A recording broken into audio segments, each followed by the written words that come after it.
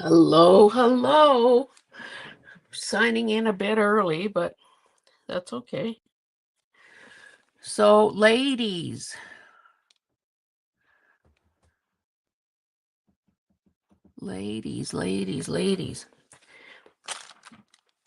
how is everyone today? Um, we are in the thick of a blizzard here. It started snowing last night. The flakes have gotten bigger and bigger and closer together. I sent my husband out on the road to see if our yard and road were passable because I was supposed to have a massage today, only to have him come back and say, reschedule your appointment. So snow, blowing snow, drifting. I guess we get to break in our new snowblower today. Anyway, it's crazy. So what I intend to do is work in this, Strathmore Mixed Media sketchbook. Oh yeah, Jonna, snow, exactly. Um, is the storm that threatens your area, is that still on? Is that still a thing? Is it going to interfere with our retreat announcement on Saturday? Are you going to have power and Wi-Fi and all that good stuff?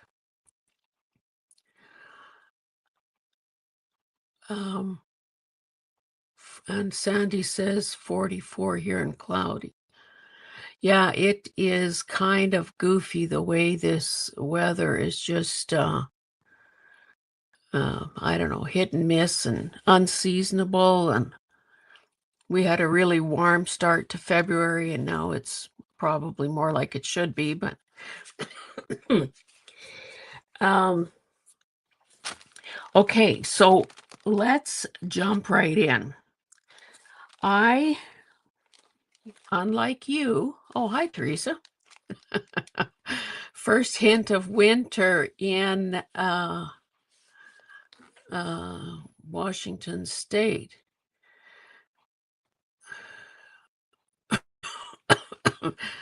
Jonas, I didn't realize that tornado season starts this early. That's crazy. Okay, so I think much like many of you, I have many, many, many fabric scraps.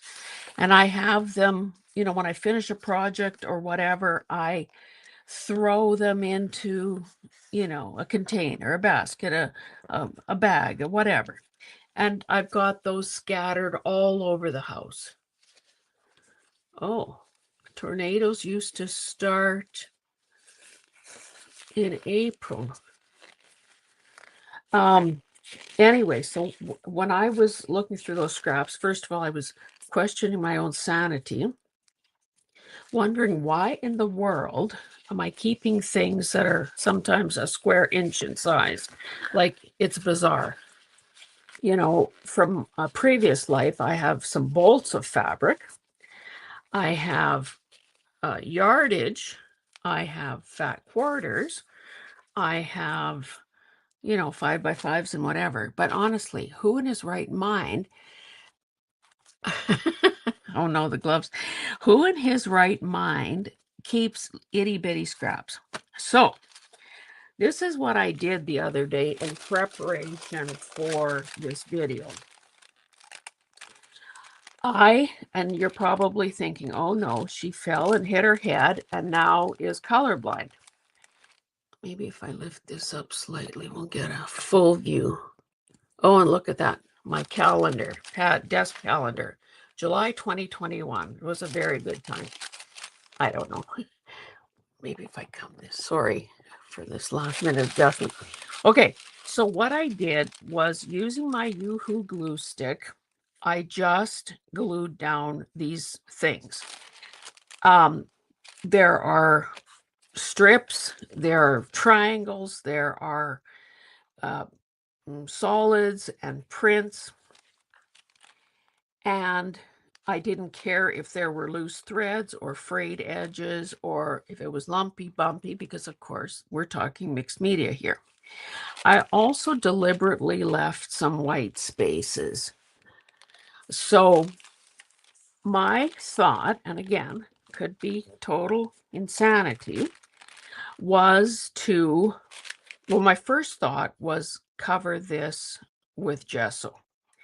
And I didn't pay any attention to what I was doing here. Sorry, I'm still trying to position this in a way where you can see more. Oh, hi, Kate. Oh, Teresa, very good reason for being late. Yay. The only consideration I made was to maybe space out the darks a bit, because I'm thinking no matter what I put over this, we still want to be able to have a balance of light and dark. I've never done this before. I have no idea if this is going to work or not. So I've kind of assembled some stuff around me. So I don't need that. So I have a card for scraping stuff on, palette knife, big brush, couple of water containers, like for rinsing out brush and so on.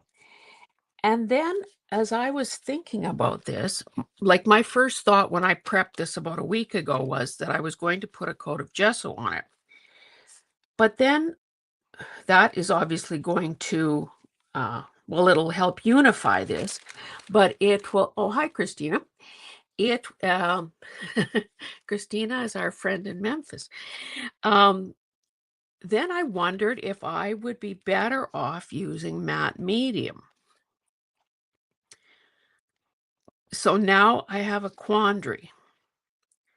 Does anybody in the chat have any idea? I'm still leaning towards gesso just to sort of unify this. Now the matte medium would obviously help, lay some of this stuff down. This was just a sheer long strip of fabric and it was kind of all creased.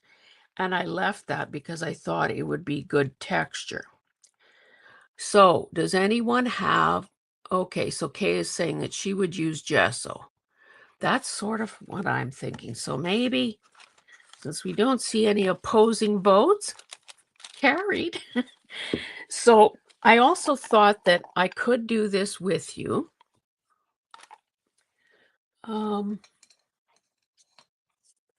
Maybe I should give this a little stir. I don't know if you can see this, but it almost has like a cottage cheese texture to it. And I think that's because it is so very old. I have stirred it in the past, like when I put it into this bottle, obviously, because I had a whole gallon of this stuff. So, that meant that it was pretty old. I find that it, maybe I should use my card for application. I find that it seems to settle out or smooth out or whatever the word would be quite nicely when I actually get it onto a surface. So I think I'm going to work straight out of here. But again, see what I mean? The texture. Oh, watered down gesso. Oh, hi, Beth. Glad you made it. Watered down gesso. Okay. I think the gesso will be matte and the matte medium is slightly more glossy or plasticky. Gesso will be nicer if you want to put marks on top. Well, I do want to do that. So I'm just wondering. Now that, okay, but Kay is saying watered down gesso and a brush. Oh my goodness. Okay. I went into this video thinking I'm taking my cues from you guys because, Several heads should be better than one. Okay. Oh, I could have kept this on here. I have this cute little ceramic thing. Maybe I'll put it in this compartment. This is a good little thing to use when a person is just doing, say, one color in watercolor, and it looks so sophisticated compared to a styrofoam plate. I'm not here how to get along. Oh, Sandy, yeah. Okay. So what I will do is spritz that with some water.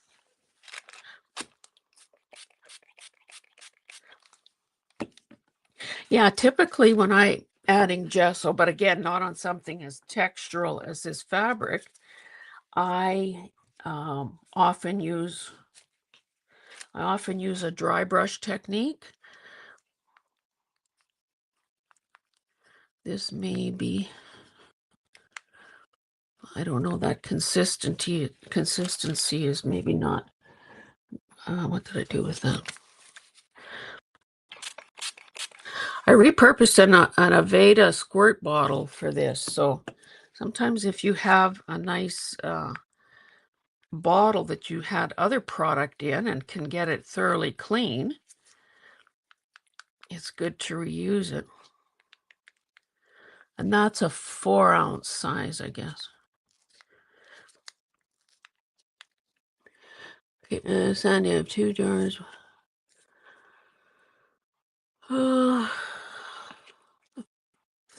Okay, let's see what's oh, that's still pretty thick, but I think we have to begin somewhere.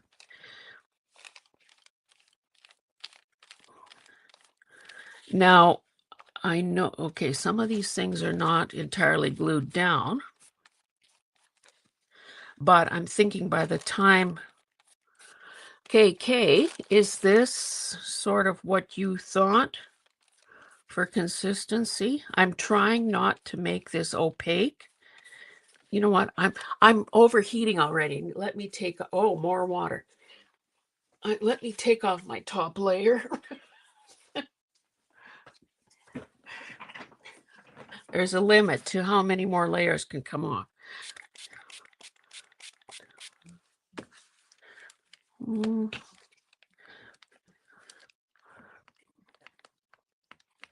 And again, you know, this is just an experiment to see if it's another viable option for using up or doing, whoopsie, that one's really not holding down.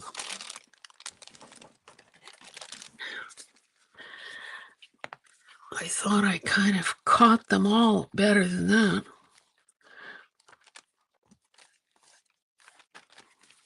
Maybe I'll move to another area while that catches a bit.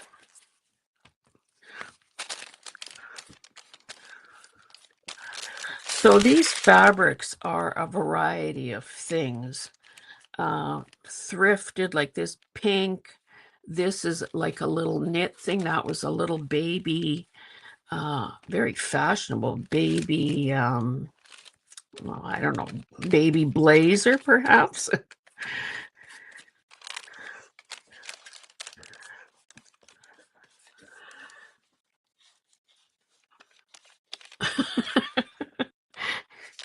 Neighbor cat clawing at the, oh, pawing.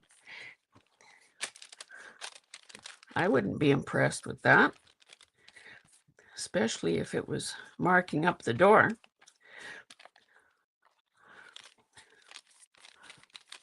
Whoops, I'm out of frame.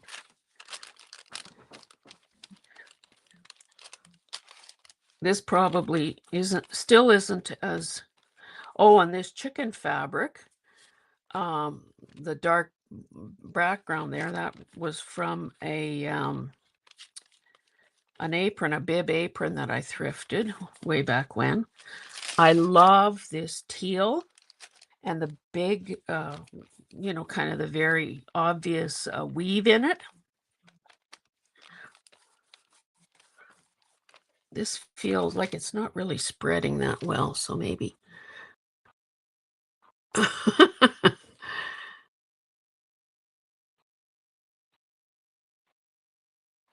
Ah, I'm not sure what Sandy is talking about there. Yeah, I poured too much gesso in here. Mind you, at the rate it's going on, maybe it'll be just the right amount. Okay, so yeah, some of these, well, these are pretty well all thrifted fabrics from back in the day. This one was a like a branding strip. I guess I got the fabric. I mean, used the fabric, and we know that those branding strips, especially if they have the little color swatch on them, are really cute in fabric snippets.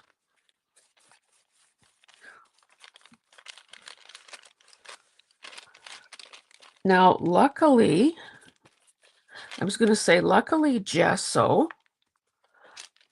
dries pretty quickly. However, that may not apply in this situation because it's fabric that is absorbing it as opposed to it just sitting on the surface of paper. Uh,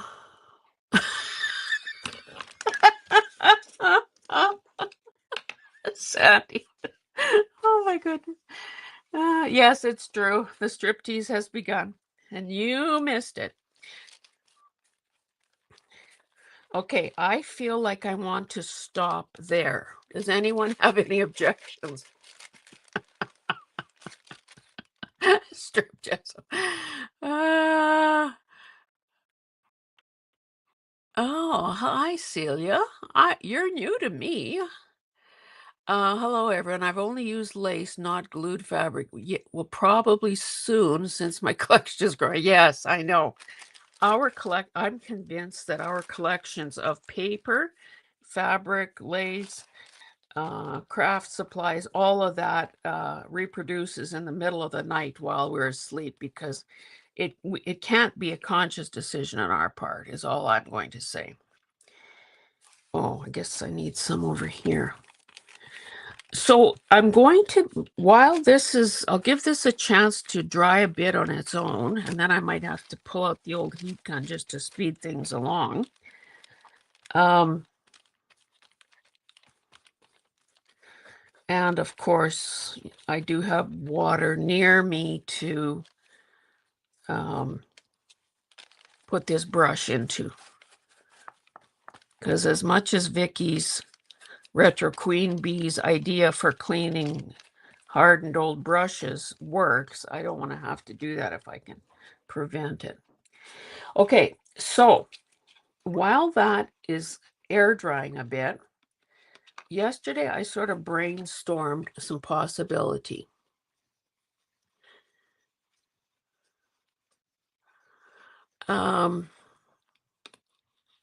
So I am going to be taking my direction from you because why should I be the only one experimenting here?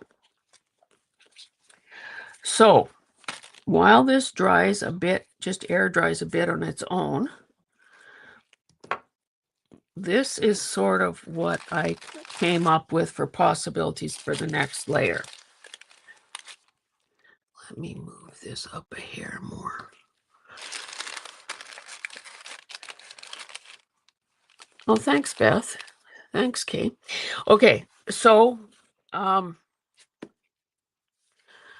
paint. Now, all that I brought near me is acrylic paint.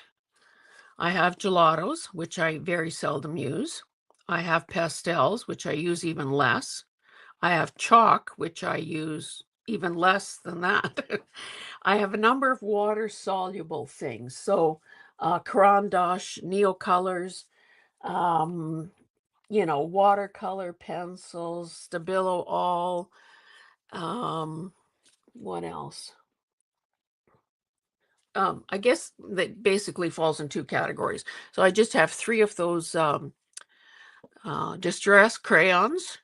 I have pencils in a variety of brands, and those crayons. I have Poscas. Why did I write scrap paper? And I also put stencils and stamps, but I want to eliminate that from the running because I don't have my big pail of water here for keeping those things from getting ruined. So how about if you tell me in the chat what you would like to have me do for the next layer. And of course, layers implies that there will be several layers. So based on what we have here so far, fabric and gesso, if this was your project, what would you do next? And we'll see if there's any consensus.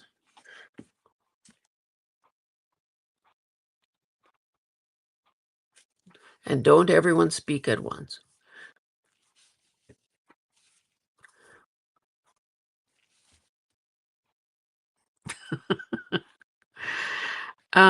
Teresa says water soluble. So we shall see what anyone else might come up with. And Teresa, if you could be more specific, because I guess water soluble, in fact, would also apply to the gelatos. And it's going to take me a minute or two, or maybe that'll help you vote. I'm going to set that down. Maybe let me pull some of those things out and have a better idea of what I'm talking about here.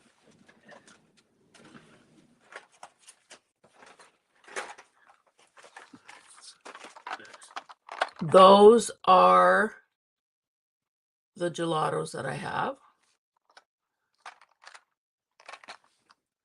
Does that one? What? Does that one say pretzels? No. Hey, I thought my writing was pretty good. Paint, gelatos, pastels, chalk, water soluble, Poscas, and I don't know why I wrote scrap paper, honestly. I must have been brain dead by that point. Hi, Julie. Okay, just to catch you up, because I and you probably have millions of scraps, fabric scraps. Prior to this, I glued down scraps of every color and description and size. I didn't care about thread or frayed edges. My only consideration was to try to spread the darks around a bit. So this morning, just now, I put gesso over this to sort of highlight some of the texture and to unify the colors a bit. So now I'm putting to the group a vote as to what the next layer should be. Paint, gelatos, pastels, chalk, something water soluble like Caran d'Ache, Neocolors, or pencils, Stabilo all, Poscas, and let's ignore the scrap paper because I don't know what I was talking about there. Oh, I was going to leave this here. And in the process, we're kind of waiting for this to dry on its own. So this, I think these are El Cheapo, what are they? Pastels or chalk? So I have soft pastels. I don't know that this has even been opened other than to maybe show people. So millions of colors, 48 of them, in fact. Somebody's got to break these things in.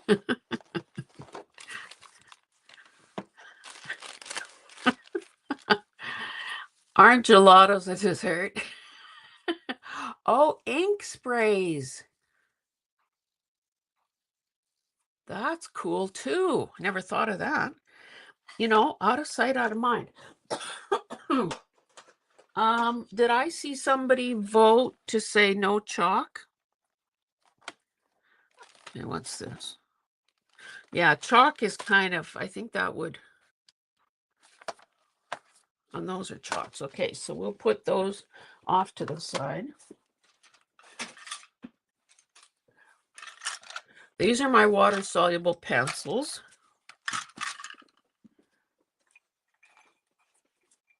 Here's my Caran d'Ache Neo Colors. And maybe I should just grab a handful of Peeps for breakfast. Yeah, chalk is too messy. Chalk and pastels make me worry about transference. Transference. Okay, I'm getting some spray stuff.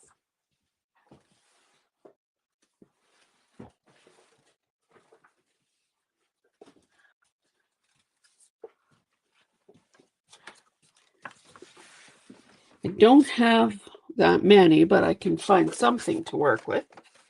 And of course, who doesn't love mark making? But I'm thinking mark making would be kind of the last layer.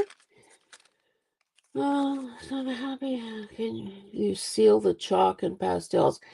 I'm sure that is possible. I do have fixative somewhere. However, it is very toxic smelling.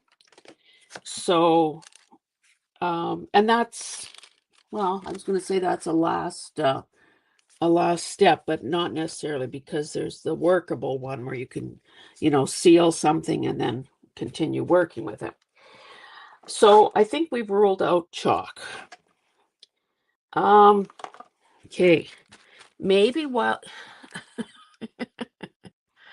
I don't have much in the way of, yeah, hey, in case anyone was wondering, I do have some self-control.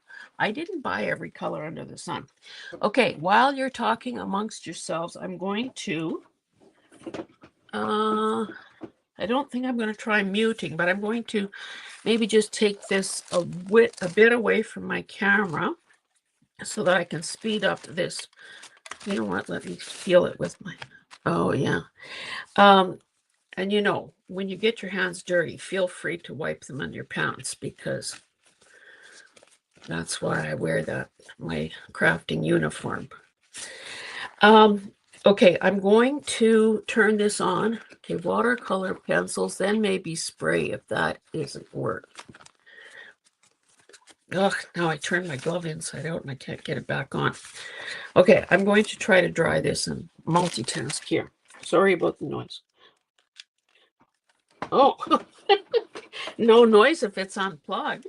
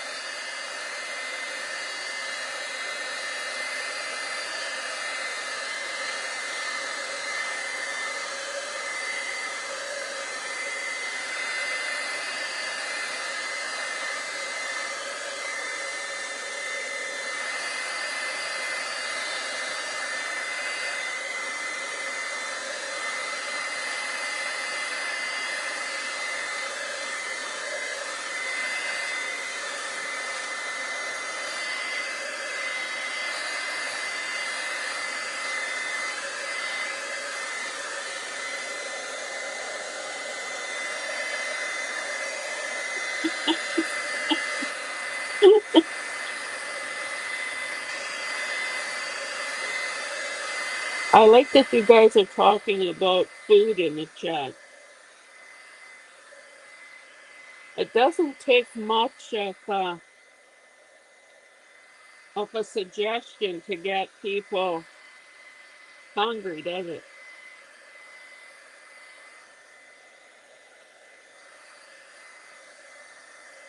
The reason I keep touching it with my bare hand is that when something is not fully dry, it feels cool to the touch.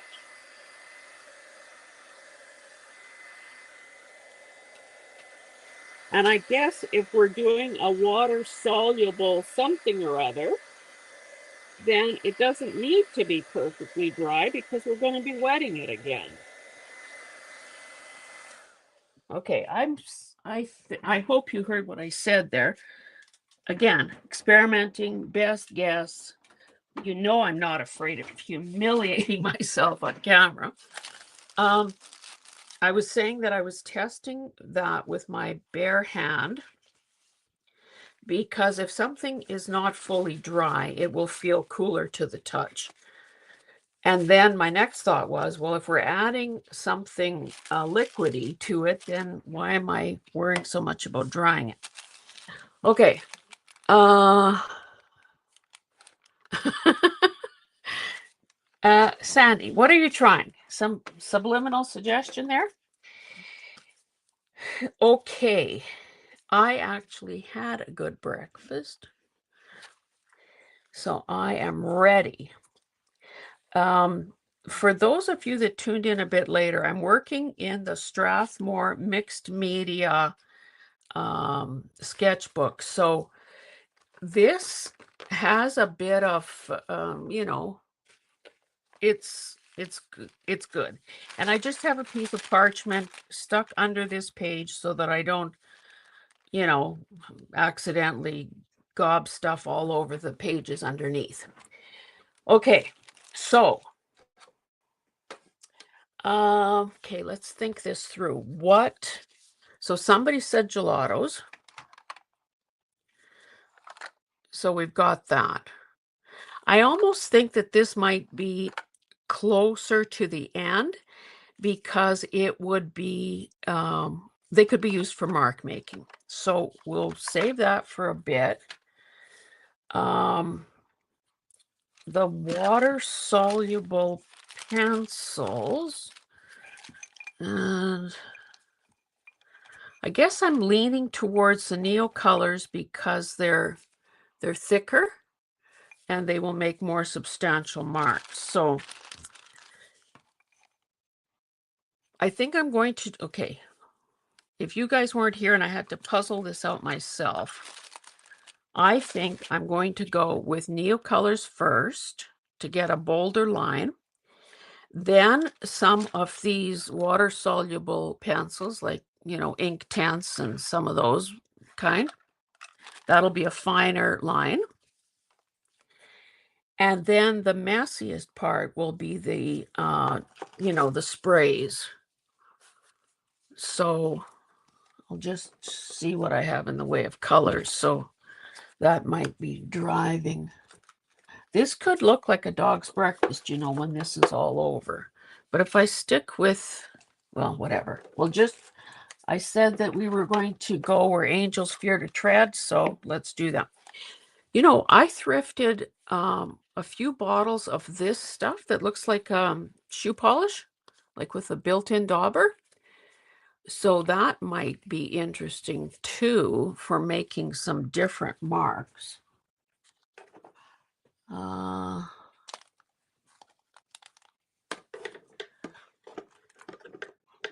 that's paint. This is as old as the hills. Scribbles 3D paint. So that could be good towards the end also.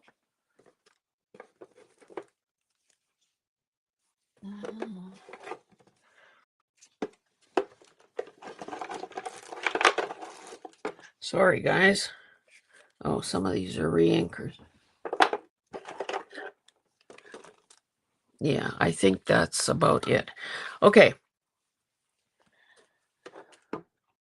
Oh, wild honey. That's a great one. Okay. Let's just plow in there and let's see, what do I have for colors here? I think I want to make some darker marks just to establish some kind of values here. Now, the colors that are appearing through here quite predominantly are some of these blues and teals. So maybe I should go with something like this. This is blue indigo. And I purposely left some areas where I didn't put any fabric because I thought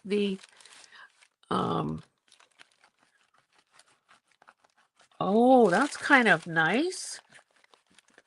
Well, it has possibilities. It's like when we were kids and did tracings over nickels or whatever.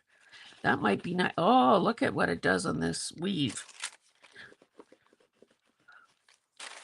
So I'm adding in some darks here. This, I love this fabric. It's got like some surface, well, it would have been machine embroidery, I guess. I don't know. Can you see how that is, whoops, how that is showing some of the textures? And here it's catching on the edge of the fabric and getting a little hung up on the, you know, the little fringy parts. That is kind of cool.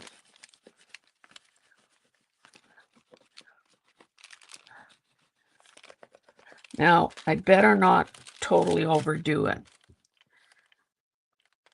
I'm thinking, okay, here, again, the reason I'm, 1990s scribbles. Okay, yeah, you're talking about,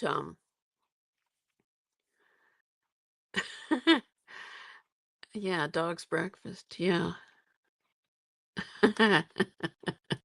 Teresa, I haven't updated my Hazelism list yet. I think that one is on there though. Okay, so I want to draw your attention to this part here. This is paper, plain paper, no fabric, and yet it's showing a texture. So I'm thinking it's picking up on the marks on the texture that the gesso added. Okay, so what are we going to do now? Are we going to spray that and see what happens? Well, let's just try that. What the heck? Whoops. Let's not take that thing off. That's where I spritz myself in the face. Oh, see the indigo? They call that indigo blue. That looks kind of purpley to me.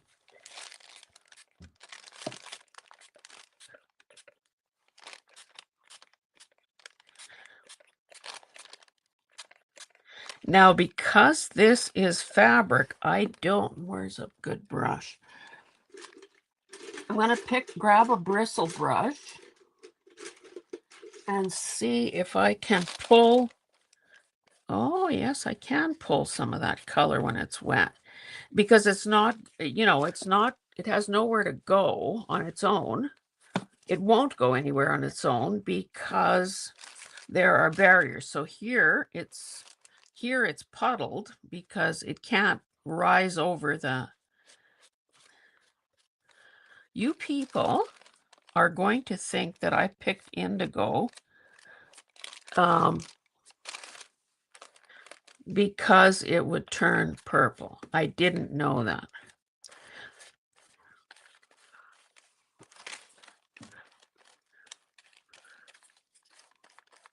I'm thinking what I like about this pad is that it's heavier.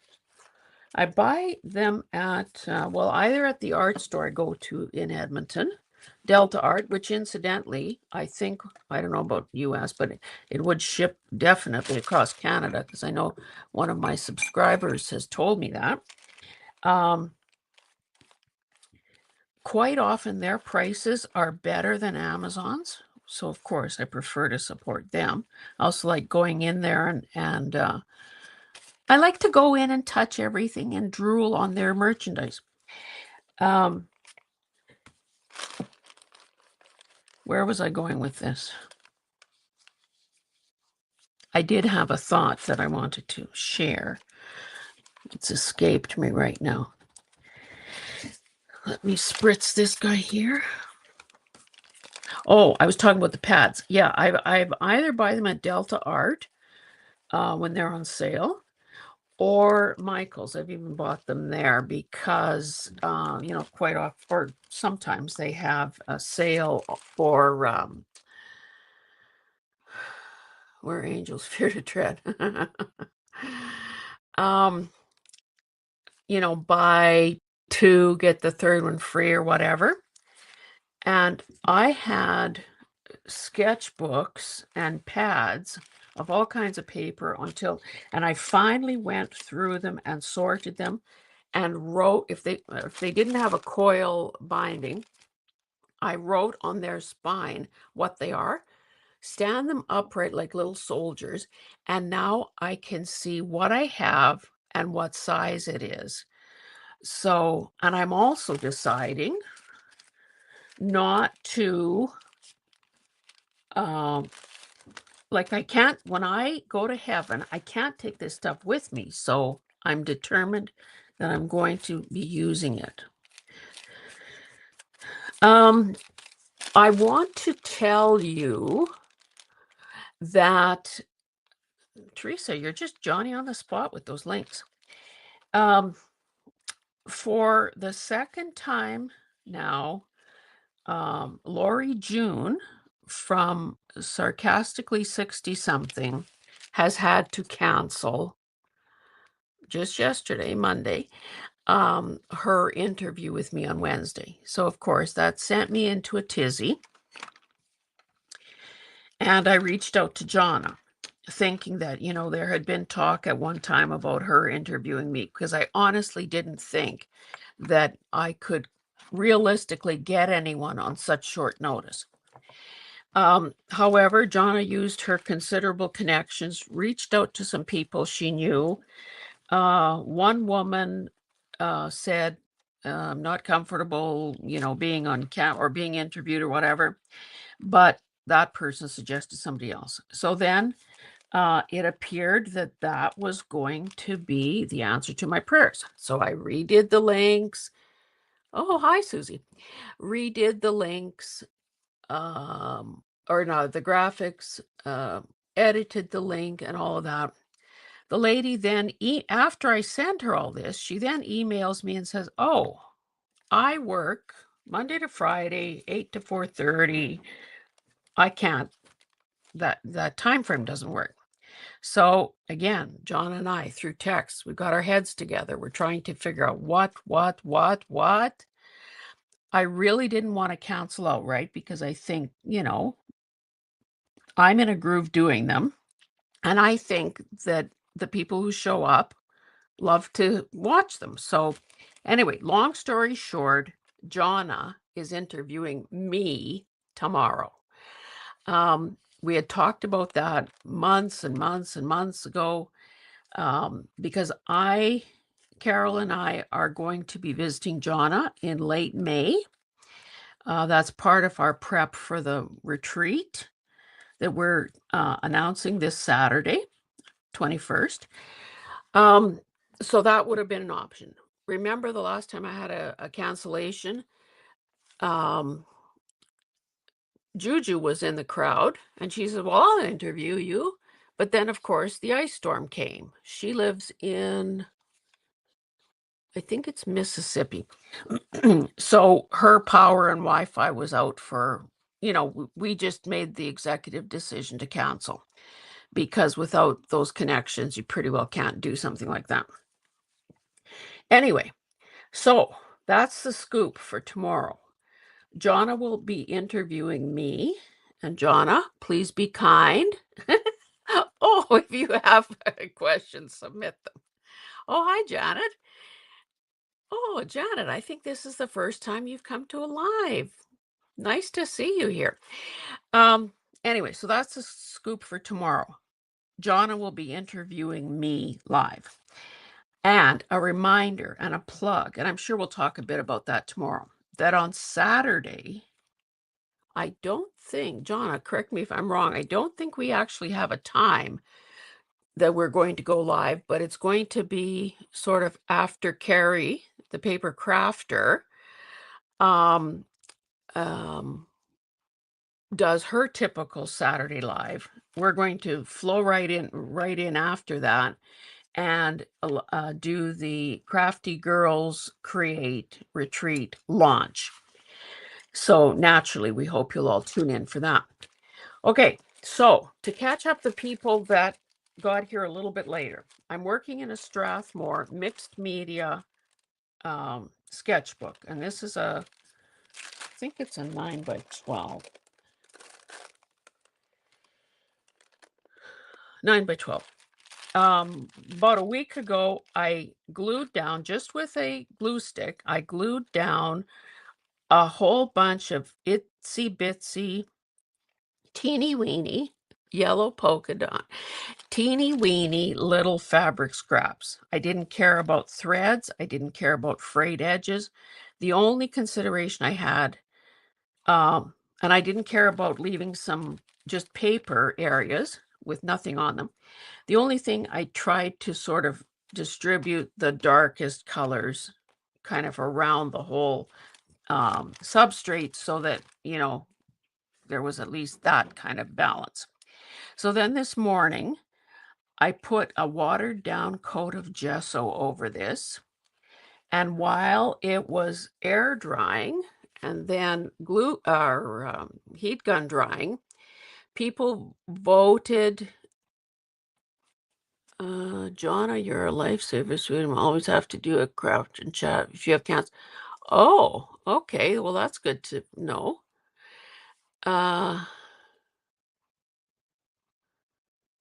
Renee's. Okay, Teresa, can you maybe make a note of that and text me after this is over? Okay, so then I brainstormed some suggestions as to what subsequent layers could be over the, okay, number 1, fabric, number 2, gesso. So the options were paint, gelatos, pastels. Everyone voted against chalk because it's so messy. I don't know what I was thinking about scrap paper, so we'll cross that out. And then water soluble, and then somebody, it might have been Sandy, suggested these sorts of distress or these sprays. So I then did use a bit of the heat gun to try to dry it a bit, and then thought, well, it doesn't have to be perfectly dry because we're wetting it again. Okay, so let me maybe introduce another color. Are you guys feeling these perhaps? Mind you, that might be good too, or the pink, because we do have some pinks in the background. Or maybe, I mean, there's not a time limit or it's not like at the grocery store when they limit. For sure. Maggie, journaling with Maggie, she's lovely. Okay, so any of you that have and I think all of you have my email, if you have suggestions, please just email them to me. And it also doesn't hurt if you let the person you're suggesting know that you're making the suggestion so that they stay alert and watch for an email invitation. Okay, let's maybe introduce some pink. Looks like cafes in Paris. Ooh. See, Susie, you probably don't know this about her, but she loves, abstract or surrealism in collages. So she, at one point, this is maybe a year or two ago, emailed me some of the ones she's done in the past. And I thought they were great. And I tried to be the encourager to say, well, keep doing it, woman. Why have you stopped? I don't know that Susie always listens to me, though. Bad girl. Okay, so I'm trying to spread around some of these. This is called rose. Maybe a bit over here too. So this time, well, I guess I have no choice but spray it. I wonder, should I try just for something different? What do I know where they are? I was going to say, should I try spreading them with Q-tips? Let me see if I can quickly locate some.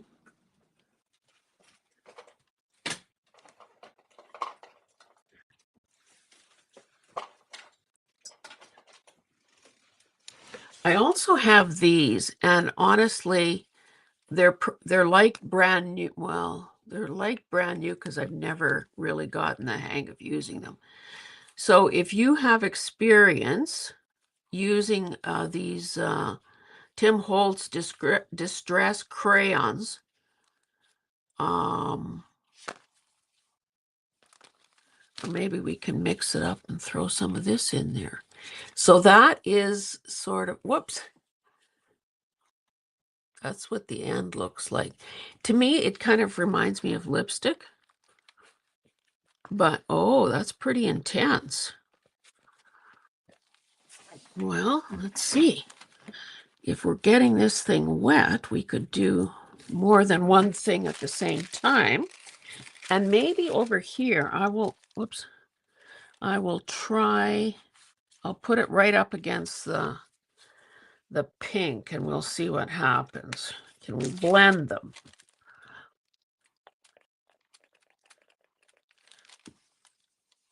And I said I would try Q-tips. I guess it allows a person to drag, the Q-tip allows a person to drag the color around a bit.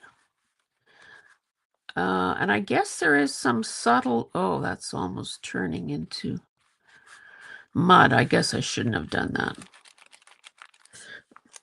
Okay, where else did I do this? Oh, Q-tips have two ends. I don't need to.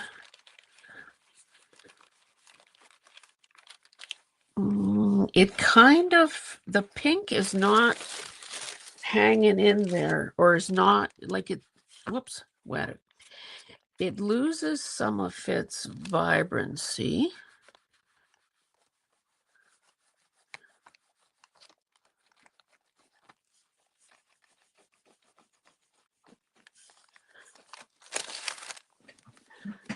Journaling. Distress crayons work best over a gel medium. Then you can smudge it with a damp baby wipe. Gel medium. Okay, so we don't have that in the, I mean, that isn't our layer yet, so can't try that option here. But yeah, I can picture what you're saying, Jonna, because the wipe will also lift the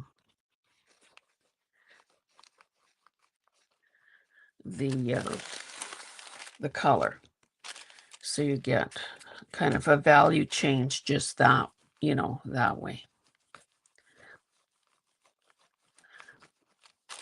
Now, of course, doing this sort of piecemeal like this means that it would be very easy to turn this into mud and or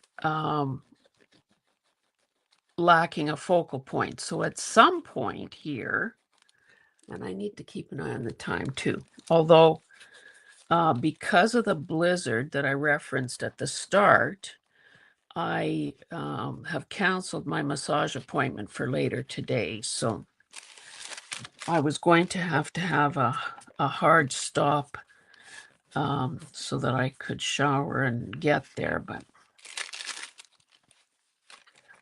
oh, see, by using a dirty Q-tip, I'm getting a new color combo. Okay. I think I've activated pretty well everything that I laid down there.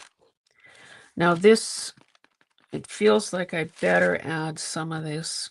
Again, you know, the repetition of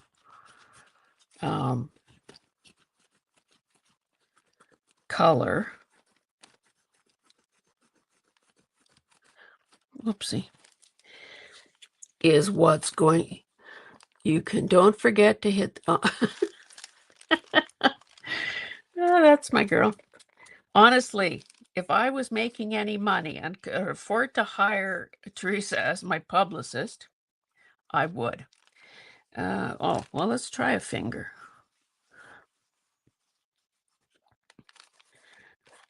And of course, you can see that as I do that, it lifts some of the.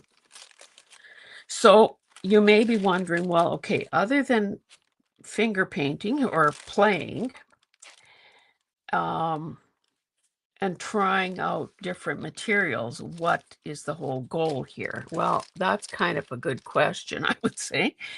I'm thinking that maybe when this is all said and done, that if my final coat was matte medium, it would obviously stick down anything that is, you know, still unattached or lifting. And then it could be treated like a masterboard. And I guess if I go into this with the idea that, oh, it's going to be cut up. Where's my little viewfinder things? It's going to be cut up in the end anyway.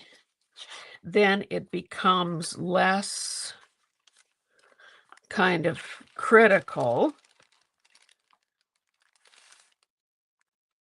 to have it unified, to have it complete as, you know, one big thing. Like, in other words, if this was staying intact, then my goal would be to have a focal point and, you know, have balance and all of that. However, and just as I'm moving this around, you can see that there are possibilities with each of these things that I'm just, you know, randomly selecting.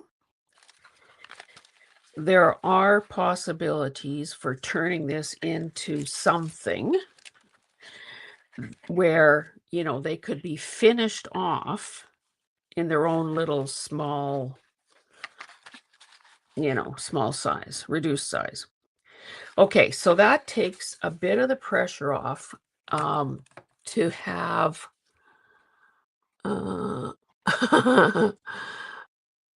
oh, thank you, Teresa. No wonder I love you. Okay. Now, what we haven't done here so far is try any of the sprays. So, just to, oh, we didn't try the pencils. How about if you know, when we were contemplating our addition to the house and the construction and the decorating and all of that, I had multiple subscriptions to, I had multiple subscriptions to home decor magazines. I have millions of titles of home decor. I love that, the whole staging thing. Why do I not seem to have my Stabilo all in this thing? Oh, look at that. I had a little cardboard divider in here. I must have had a plan. And now I've just messed it up. I can't find my Stabilo all. Oh, maybe this short guy. Nope. Huh. Anyway, the point I was trying to make is that in home decor, the typical advice is that you have to have some black to ground something. So why don't we introduce some black? Now this, oh, this is a Stabilo. Well, I was looking for the one with the red. Anyway, so now at this point, so sometimes if you want to see value differences more clearly, the best way to achieve that is to squint. And so if we were to squint at this, we would see that there's a dark here, this big black circle. This got toned down quite a bit, so nothing much there. This is kind of reading as a dark now. This piece here, a little bit up there, this. So I think we can safely add some black marks. I know that a lot of people love the Stabilo All pencils because they add a very distinctive artistic line. They can be left intact as you, oh yeah, okay, it's going to work. Okay, so I could leave that line intact, or I could either wet the tip of the lead, which will make a softer line, or I can wet the line, I can touch the line itself with a wet brush and drag the shadow. I don't know if this is the best brush, but let's. So sometimes I don't really like the harshness off the line. And again, well, maybe I just said all that for nothing. It may not work as well on fabric because it's tending. I think I know why I was looking for the red one, because this isn't as dark a black. This might even be gray. Well, we have to make do. Okay, so let's go to something lighter. So here, yeah, this is more like, this isn't really the sharpest black or the darkest black in the world. It's probably more like a charcoal. So you can see that if I wanted to sort of grunge this up, this would be the way.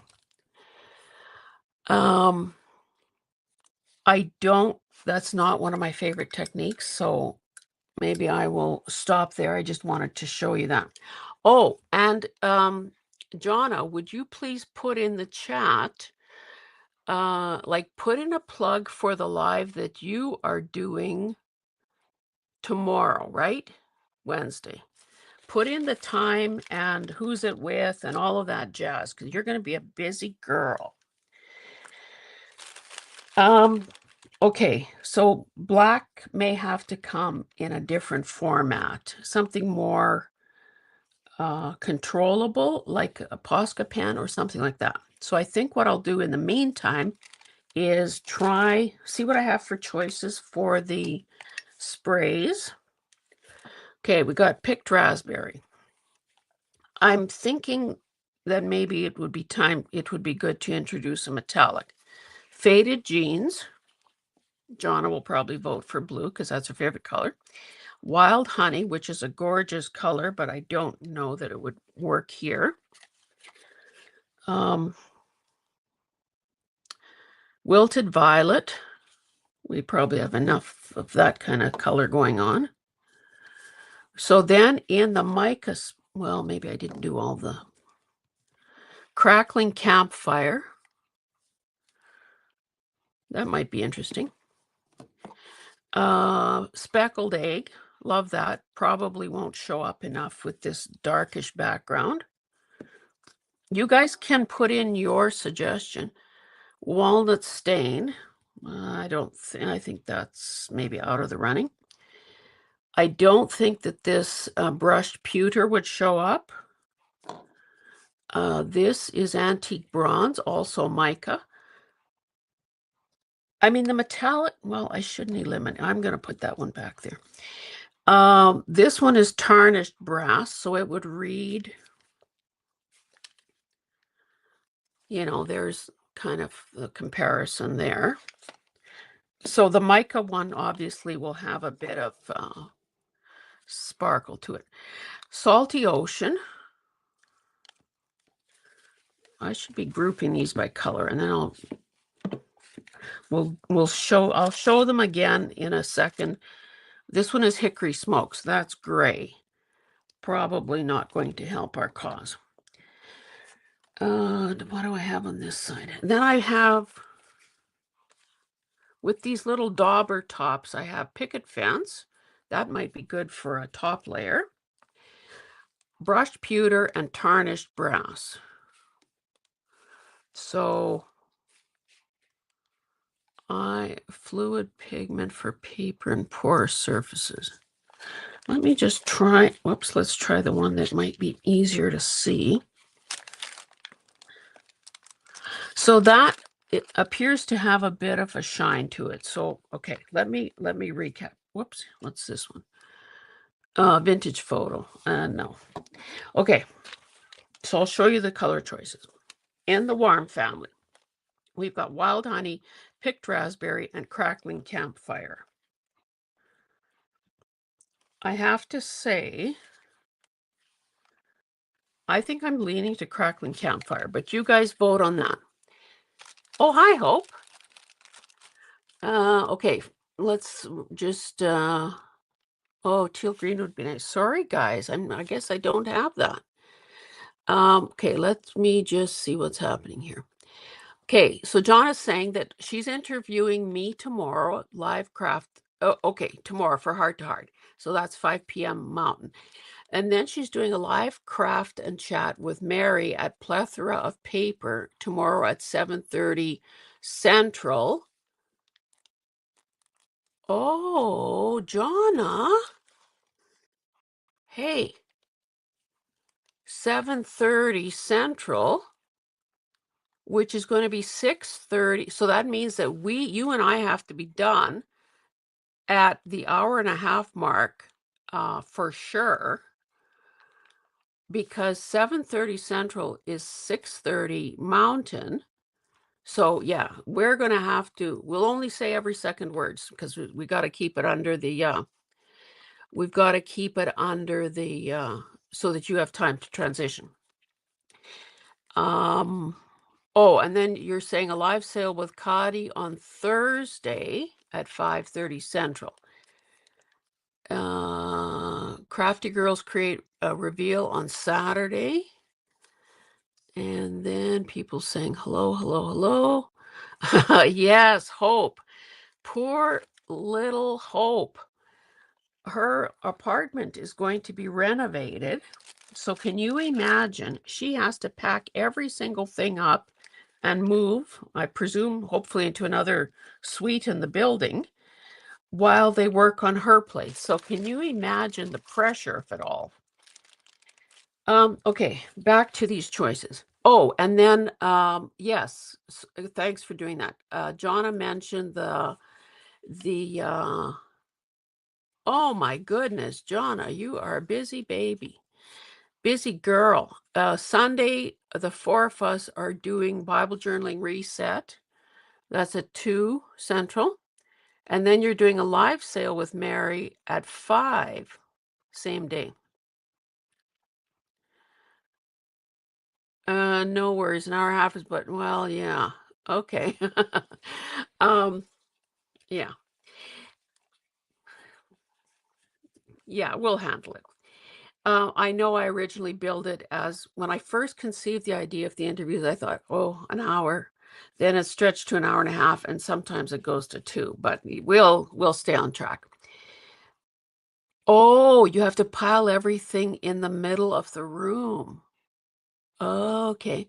Well, I told her, because, I'm trying to look for the silver lining. I said, oh, that'll be good. You'll have a chance to touch everything in your place and, do a little purgeruno maybe, if that's called for. Okay, so my next step here okay, I'll just quickly recap for those who came in. Mixed media paper. I had glued down fabric scraps of all colors, shapes, and sizes. About a week ago, I had glued them down with my glue stick. Then this morning, did a coat of gesso, a watered down coat of gesso. And while that was drying, sort of pulled the group as to what should be the next layer. So far we've added some of the distressed crayon, some of these Caran d'Ache Neo crayons. Haven't really done anything with the pencil so far. I'm thinking that this distress paint with this dauber thing and Posca pens will probably be the finishing layer. And then I was just showing my viewfinder thing to say we're not going to worry about a focal point for the entire thing. We're going to be looking more at well, you understand that the final use will be cutting it up. And if we're plugging things, let me just remind you, and some of you will already know this because yesterday I emailed the artist package to those of you who are participating in year 2 of Masterboard Madness. That starts March 1st, runs to the 31st. Every day there is at least one artist, and some days there are 2 artists that are participating. So I taped a launch video yesterday that will appear on February 28th, which is a Saturday. In there, I say a word or two about each of the artists. I know people appreciated that last year. And and then I kick it off March 1st, wind it up March 31st. There will be a giveaway. I talk a bit about that. And yeah, really excited to have a lot of return artists and also to have so many new people that I've met in the last year or so. Okay, so the next step here, next layer is going to be spritzing this with some distress spray. So in the warm colors, I've got wild honey, picked raspberry, and crackling campfire. So you can offer a suggestion out of this group. I think I'm leaning to crackling campfire, but we'll see what you guys say. Then in the cool colors, we've got salty ocean, a speckled egg, which may be too light to even show up here, faded jeans, and wilted violet. I know it's going to be hard to believe, but I honestly think there's probably enough purple in here already, but you never know. So those are the cool choices. Then in the metallics, we've got pewter, bronze, this is a dauber, brass. Okay, this is tarnished brass. Oh, these are both tarnished brass. So if that were the choice, this, I don't know. Anyway, if that were the choice, I'd probably spray it rather than dauber it on. And that's brushed pewter. Oh, so these are duplicates. Oh my goodness. This one isn't even open. So I clearly bought these and I thrifted these others because that's old packaging. Okay, so has anyone ever too much purple? Okay, Susie is saying faded jeans. Is that? I don't. Okay, how are you? Is this the one? Yeah, shake side to side.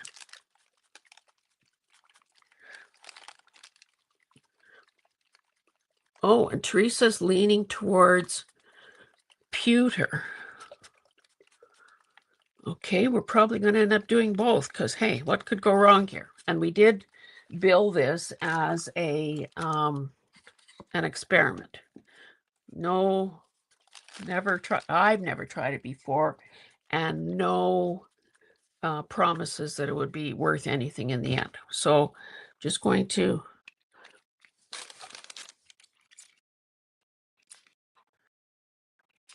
See, this all reacts. Whoa, that was a big splotchy thing there. Um, there, this is reacting. Now this, okay, let me lift this up. So you can see over here how the droplets are just sitting there. And if I leave them, that's how they'll dry. Well, and I guess the same thing over here. Now here, because I was heavy-handed, it kind of totally absorbed. So let's, oh, and more dots there. Let's activate this a bit with some water. Maybe I'll try this corner since it's kind of far gone already. Now again, if we were doing this on paper, a person could lift it up and there'd be rivulets of color. That is not going to happen here because those drops, as a rule, don't have anywhere to go.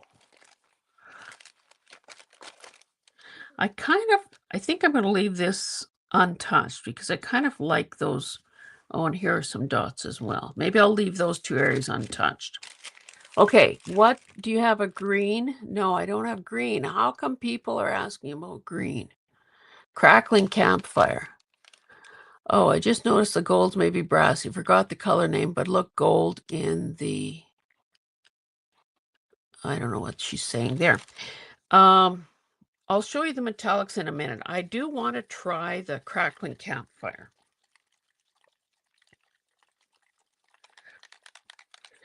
And, you know, it could end up that this just becomes a real mass of colors. And the only value to this will be the textures. I'm not throwing in the towel just yet, though, because we still have obviously a finishing. Oh, see, that is cool. Oh, a little too much. I liked it better when it just sort of.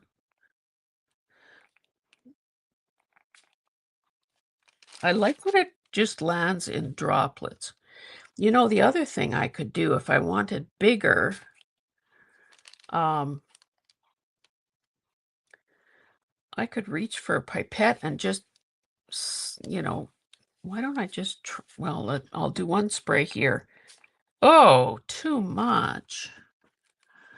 And the thing is, because it's fabric, which is absorbent, I can't even, you know, quickly daub it up, so to speak.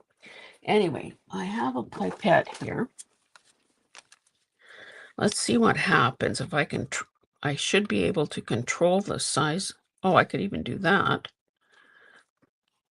Not that controlled, though. Whoops. What am I doing? Oh, maybe.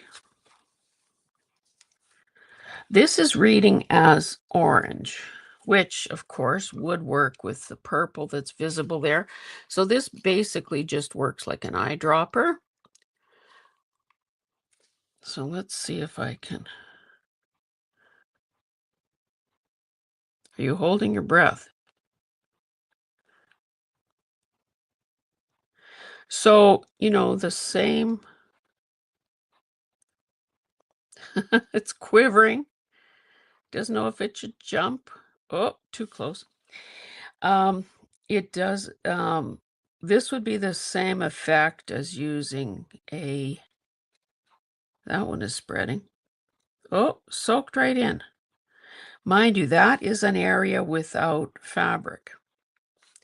Let's try this someplace else. Let's try it in this dark corner here.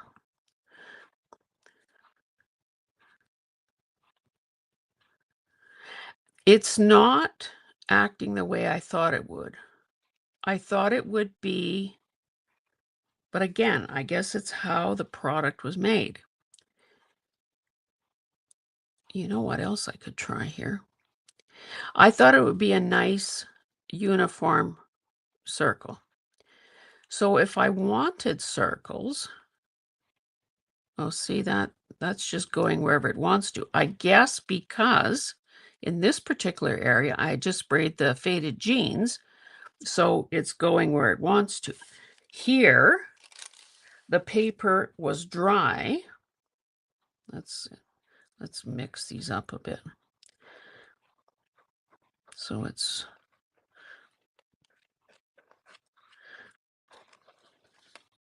oh, I accidentally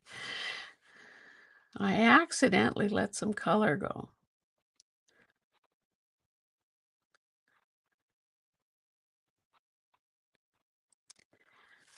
What I feel like doing, I'm just going to quickly get that out of there so it doesn't ruin the... And these things are really cheap. I think Delta sells them for something like 25 cents each. And they obviously are pretty handy. And they come in different sizes. Okay. Oops, no, it's another drawer. Sorry, I'll be right back.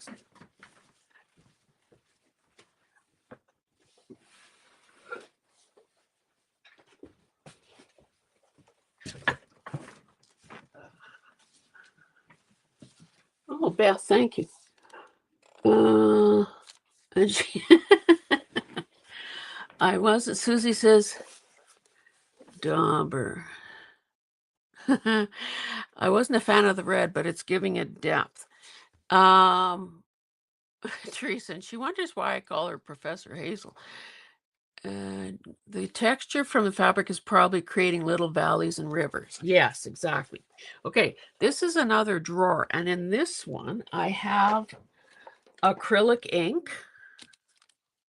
Now, and these all have dropper tops, of course. So if I were to use these, I think that I could maintain defined circles. So think about these colors. Purple, purple lake, indigo. This one is gold. This one is burnt umber, so that's going to read like a brown.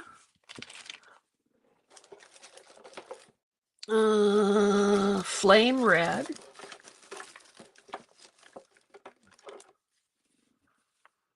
Black. Pearlescent white. White pearl. Oh, some of these don't have dropper bottles. This is silver pearl. I must have gone through a silver phase. Oh, hey, the green lovers. This is sap green. This is process yellow.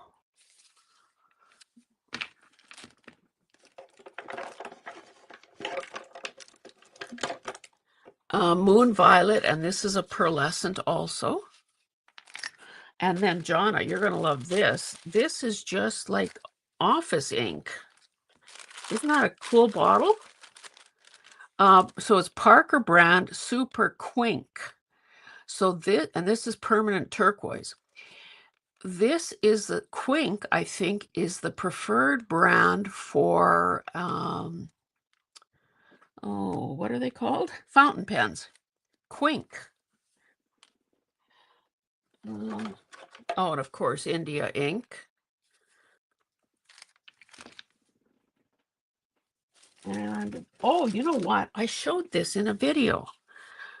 This is waterproof black India ink, and it's got this relatively small nozzly thing. So let's try it in a corner, or let's try,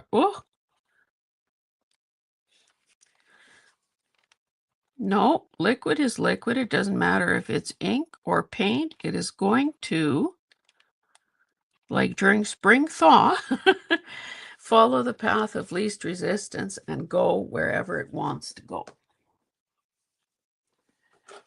Oh, and I found more scribbles. So this, again, look at this. It's so old that this is all. So this is bright blue. but it's not 3D, I don't think. So how do you, okay, green and yellow. Okay, so there were requests for green, so what could go wrong? Does it say how to shake this? And and it says it's opaque. So sap green is obviously a very beautiful color, you know, whether you've got it in a watercolor, a tube, or a pan color, acrylic. I mean, it's a great color. I just am not that green a person, so let's hope that I can get the cover on. Okay, so this has this little angled, little angled dropper. So let's find a spot here.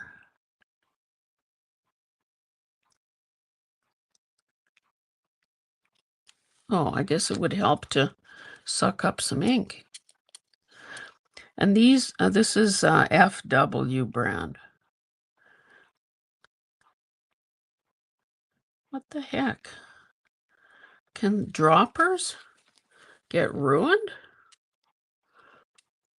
It doesn't seem to be working as a dropper. I guess I might have to try to, oh, you know what? Let's see if that's, anyway, I'll have to look into that further, but I'll use the pipette, I guess. Whoa, that's a lot.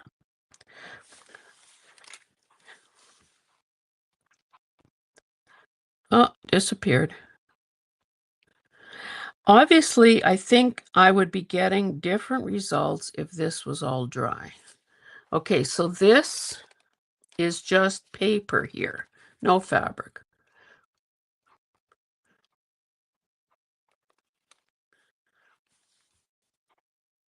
So far, that is not really spreading. And I'm surprised because it appears to me that that is kind of a raised area in the paper. Like that is higher than that, so I'm surprised it's not traveling down there, but that's good. We have paper here. Let's pretend we have a plan of some, whoa, that's gonna, I was afraid that was going to migrate. It's got a big air bubble. Ah, so much for trying to maintain those 3 circles. Here's a piece of paper. Oh, you know what? Maybe I'm picking up more air than anything here. Let's try to get rid of some of those bubbles.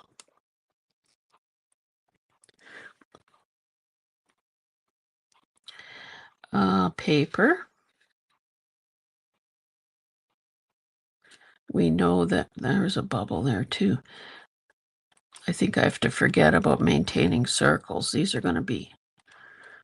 What the heck? I can't get rid of the bubble. What would happen if I just went...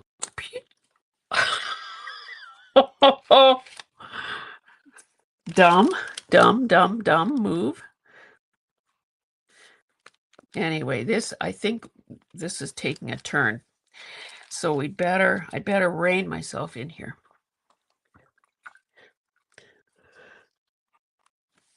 Oh, out of frame. Sorry. I've got so many supplies beside me now. Anyway, that was a dumb thing that I did over there, and I got ink all over this other bottle. Okay, I think, let me cover up this ink before we have a disaster of some sort. I think what I'm going to do, what was the decision about a mica or Teresa, were you leaning, did you say pewter or because I think I want to spray some metallic on here just to say we did. And then I will use a heat gun. Okay, so this was the tarnished brass. This is the antique brass. Oh, this is tarnished brass in the dauber thing. And this was the pewter. Pewter. Okay. So pewter in the dauber or pewter in the spray, or some of each. This I would have to open. Need a knife. I'm so glad you guys are hanging in here with me, because honestly, this is like crazy time. I'm thinking that at some point this went where I didn't want it to go. And I guess I need to prove to myself, and maybe some of you, that we can take things that have, seem to have gone to the point of no return and bring them back to something that we are happy with. So I'll shake that. I suppose this has to be shaken too. Shake well before using. Remove cap and lightly press against surface to release liquid. Quick, easy ink coverage for backgrounds and large areas. Mist with water to lighten color and create mottled effect. Apply layers of stain for more saturated color. Okay, well, let's try this, because this is... Oh, there's a ball in there.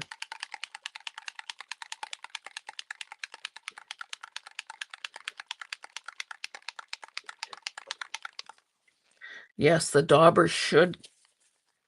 if I can open. Ugh, we might have to live without the dauber. Yeah, I can't. Oh my goodness. This one isn't open either. Didn't notice that plastic still there. I'm thinking I did have my brekkie. I shouldn't be that weak. This had a $6 price tag on it. And I don't think they've made this stuff for years in this formulation or in this packaging. And Kay is still hanging in there for a teal green. How about with this permanent turquoise make your dreams come true? Okay, so what does it say? Lightly press against the surface.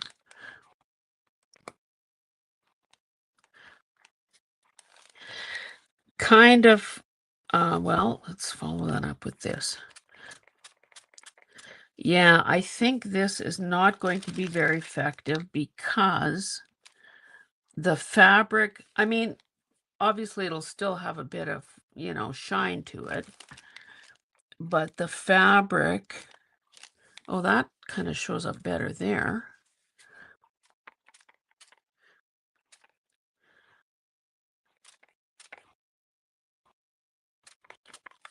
Here, like this fabric here, that was that little girl blazer thing,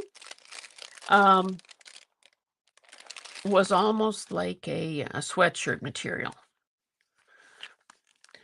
Okay, let me try the spray, see if we get better results with that. Maybe I should stand up for this.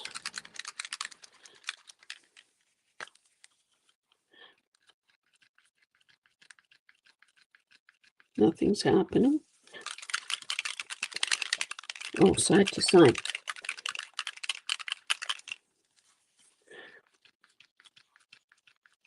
Come on. Oh, you know what I didn't try? I don't know why this isn't sort of getting... You know, when you try a new spray bottle, sometimes you have to prime the pump, so to speak. Oh, shiny deep turquoise.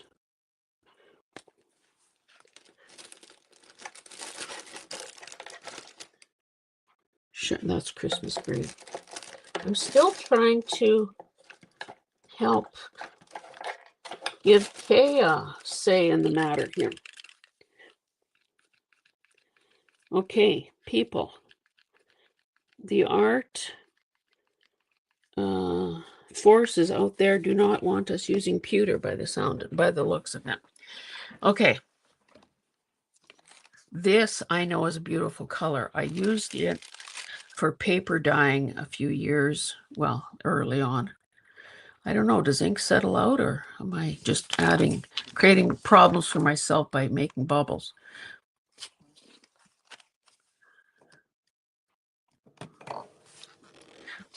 Let's see if I can, oh yeah, that opens. Okay, pipette.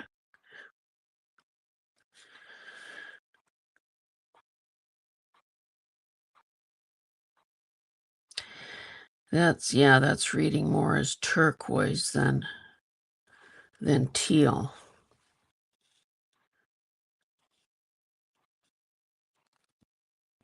Isn't that a gorgeous color though?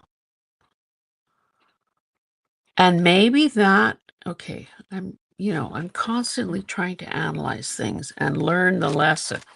Because, when a person is as old as I am, you don't have forever to learn everything the hard way. So,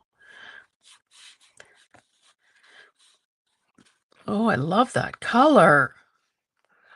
Okay, so the criticism I would have for this piece is that there's too much.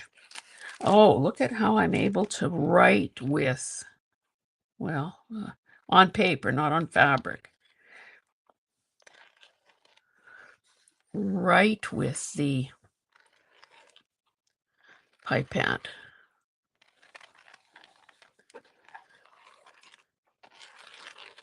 Whoops, air bubbles. Now, this, of course, would be made easier if I was just using a Posca, because I think it would, again, all these products have their own viscosity and, different component. Oh, look at, sorry, my name is in the way there. Look at this fine, oh, you still can't see. I'll lift that up in a second. Anyway, okay. Let me lift this up so you can see what I'm talking about. So I was able to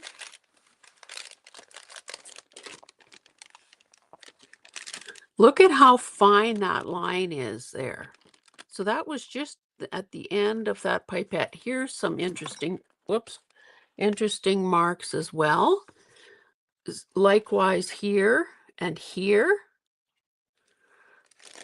And of course, the bigger patches of color. So this has really taken a turn for the blues. So,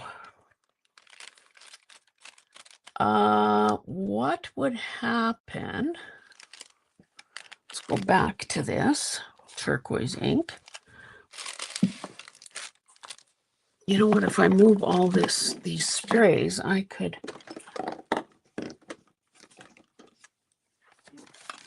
Oops! I almost spilled my jar of water. That would have been fun. Okay, so this puddle, these 3 drops of green are still not dry. So let's throw one of these. Whoops. Let's throw some of this in here and see if we get something ugly or something nice. Where is my chopstick?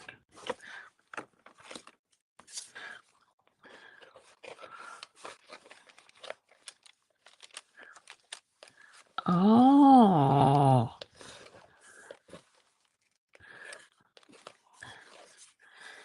Do you like this color? And again, the other thing that is affecting the results in this in our lab here today and in our experimenting is what was the base color. Now, if you were here early, before I did the gesso, you know that this was a beautiful linen look turquoise. I love it. I've been hoarding that fabric.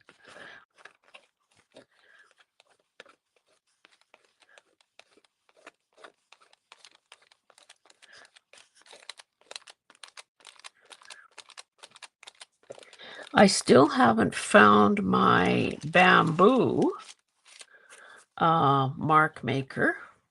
Let me add a drop of this turquoise to that green over there. Now, you know, this is kind of not the traditional way anyone would be making. That's still pretty green. That's not the traditional way that anyone would be mixing colors. Better cover this up.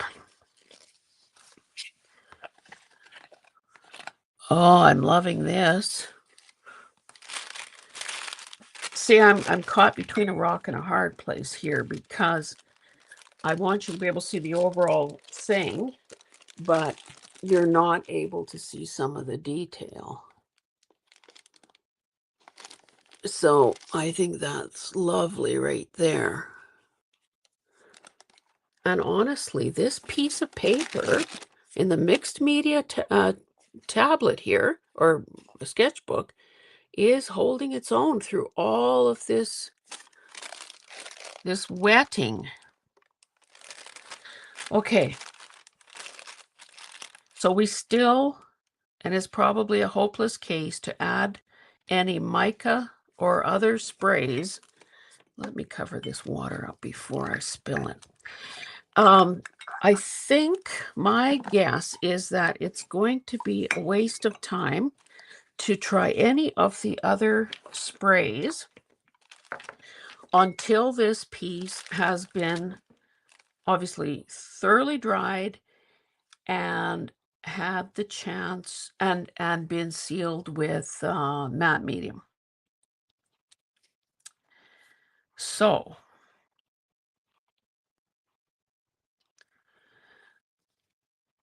again, this, I feel like I don't, honestly, sorry, any green lovers, but I don't like this green. That's where I did the psht. And that, so I feel like I want to knock that back. So let me add more of the turquoise. And then I think I will try to dry it a bit so that we can maybe go in with some Posca.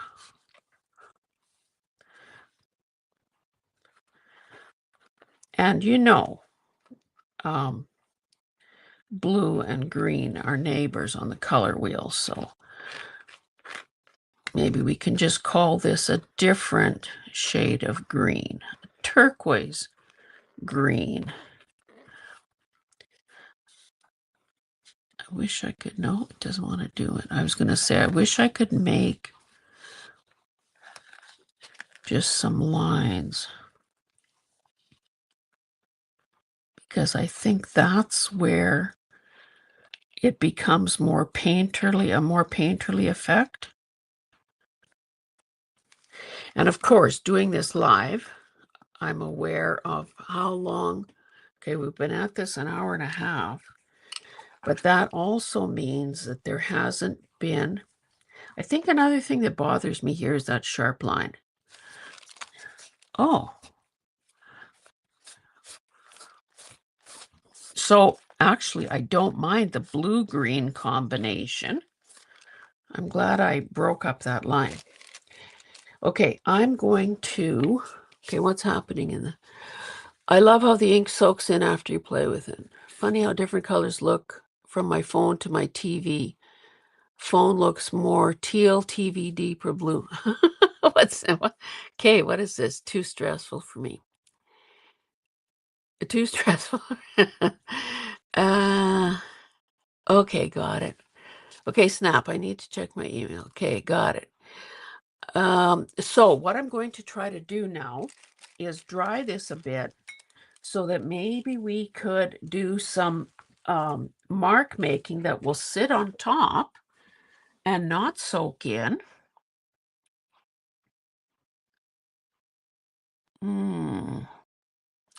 I think as I said that, I realized that doesn't make any sense. Whether it's dry or whether it's wet, it is going to soak in simply because it's not sealed. So I think looking at it, what I feel it needs is more of this crackling campfire. So repetition of this. And again, how it looks depends on whether it's on fabric or paper. This happens to be paper, and this is it over purple. So I think I need to strengthen this, and probably something over here. And I'm not, what am I going to do? I was going to say I'm not going to spray it, but maybe I will try dribbling it on there.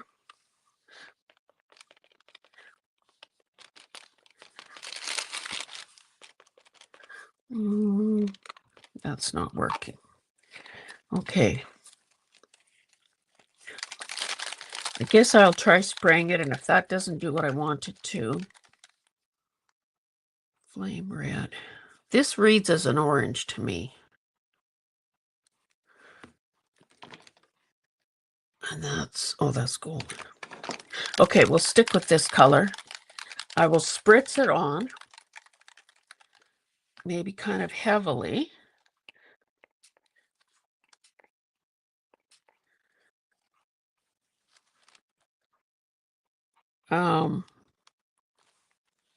Because of course orange looks good with turquoise and with purple.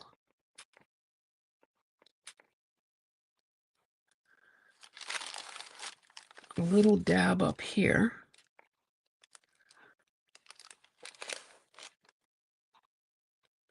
I might have to, I think I cut my, hard to say.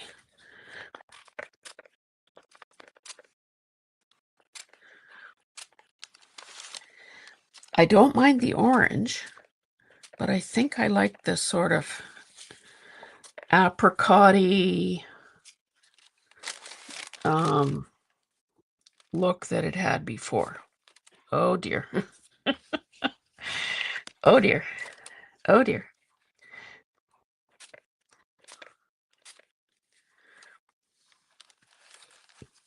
Again, this is acting differently, and so is this because, because of the, I'm pointing here and here. You can't see, but my gloves are so,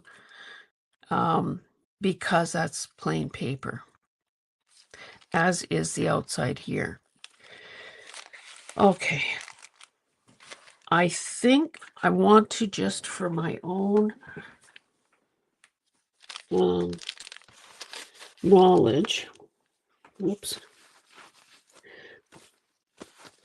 is to try Oscar.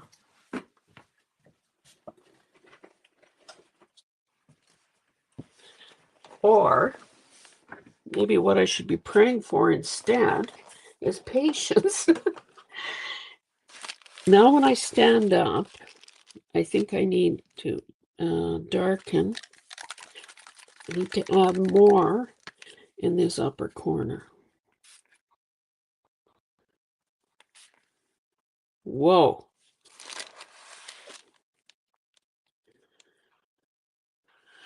And she stood there with her spray bottle poised for 5 minutes while we waited, wondered if she had left the craft room altogether.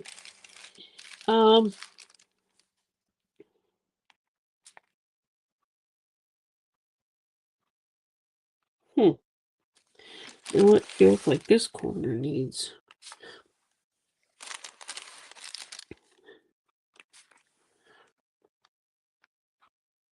Hmm.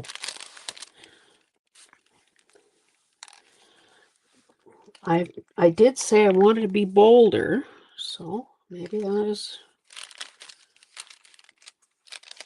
I wonder, but then my hand will get dirty. I was going to say, I wonder if there's any dry area here whatsoever. Okay, so remember I said that in home decor and in most things, we need black to ground and anchor. Where is my black? Right there. So one thing I don't know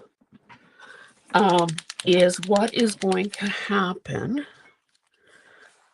with a Posca line if I haven't sealed the paper with matte medium and it is wet.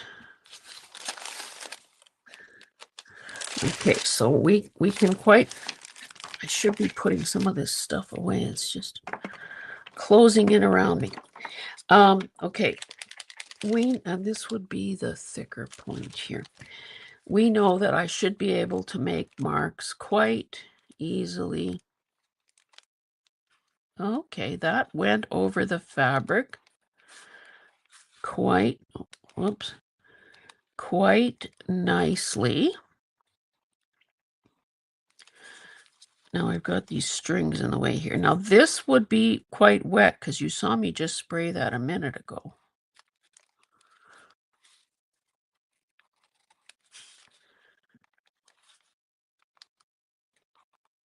Oh, I'm impressed. It is staying. Well, let's maybe not celebrate just yet. Don't crack open the champagne. Let's vary the thickness of these lines since I have this boo-boo here. Let's pretend it was planned. And maybe double the thickness of some of them.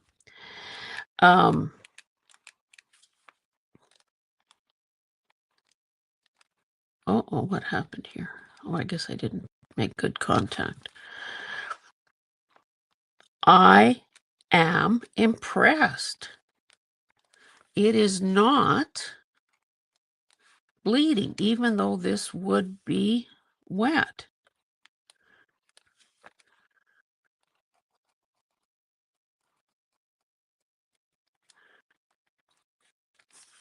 And maybe let's do another heavier mark down here.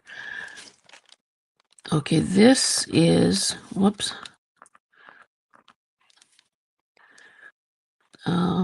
This could blob.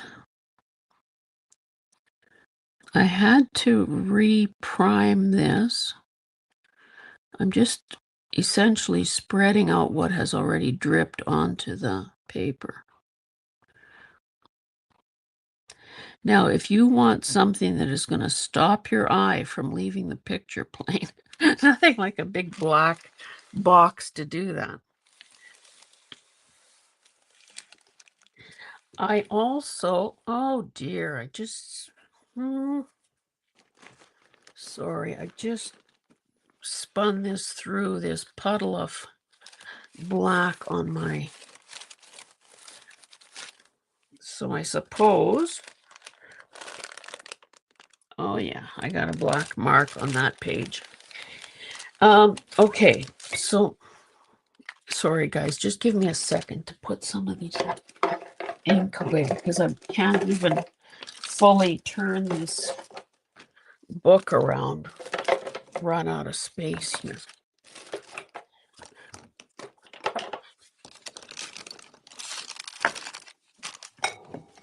Okay. So let's see. We have to obviously, we would never, even if this does get cut up into master boards, if we want to be, semi-pleased with it beforehand, we would never just leave a particular mark in one place. You always want to do some repetition. Now here I'm going from plain paper onto this light colored fabric. Again, these marks are slightly different than ones I made elsewhere, but I think that's okay. It would still read the same way. Yeah, let's thicken some of them up again. This is not, oh yeah, that was paint or ink that had gotten hung up on a thread. Okay, Susie, I'll have to go back to watch Reader. Posca's acrylic, right? Yes, it is. Okay, so we're going to try to spread these marks around. Now, of course, the craziness in me would like to preserve that thin blue line there, but and maybe for the time being, I will try to. Here I'm going from fabric. I'm crossing the blue line there and this loose thread.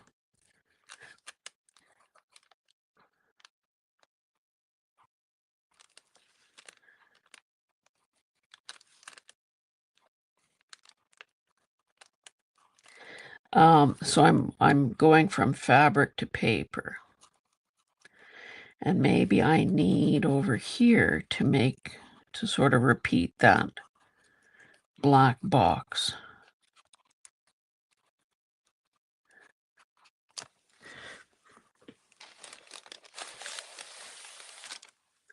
And likewise here. So that's paper, this is fabric.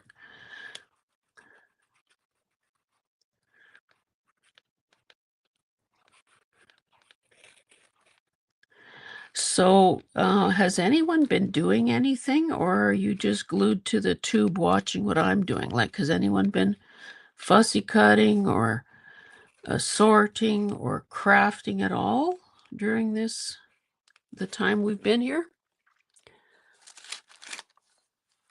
Okay, so you can see, even with those few things that I did, that it's starting to make a difference. So that's paper, that's paper.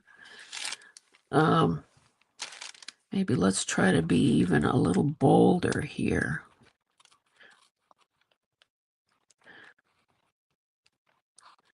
The pen, I have to say, is dragging a bit, especially over this wet fabric. So in an ideal situation, let me get this pen going again. In an ideal in an ideal situation, I would have multiple things on the go at once, and I wouldn't be so impatient rushing the process because I'd have a second or third or fourth thing working on simultaneously. And then you don't have to draw on your own discipline or patience. It actually just happens naturally, because as you leave one thing to move to the next one, it's air drying. And the other advantage to doing that is that it felt almost like I had picked up some fibers from the fabric. The other advantage to doing that is it gives you some distance. You don't have your nose pressed up against the paper thinking, okay, what should I do in this little area here? You have the distance and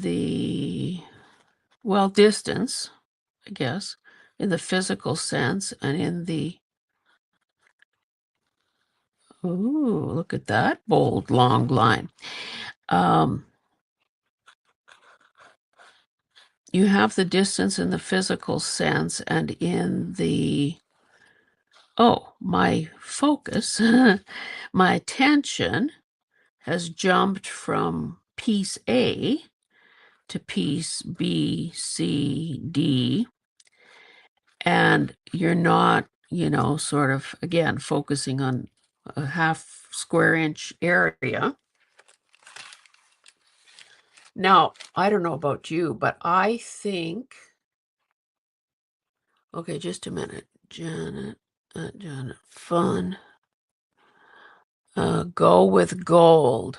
Oh, a gold Posca. I hope you mean a gold Posca, because that is the only thing so far that seems to be working and staying on the surface where I put it.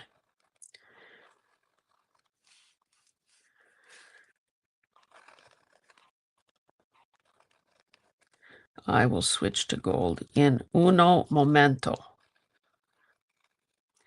And again, I realize that,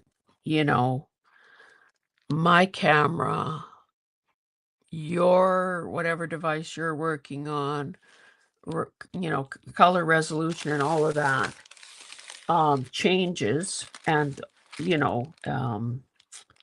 distorts from real life.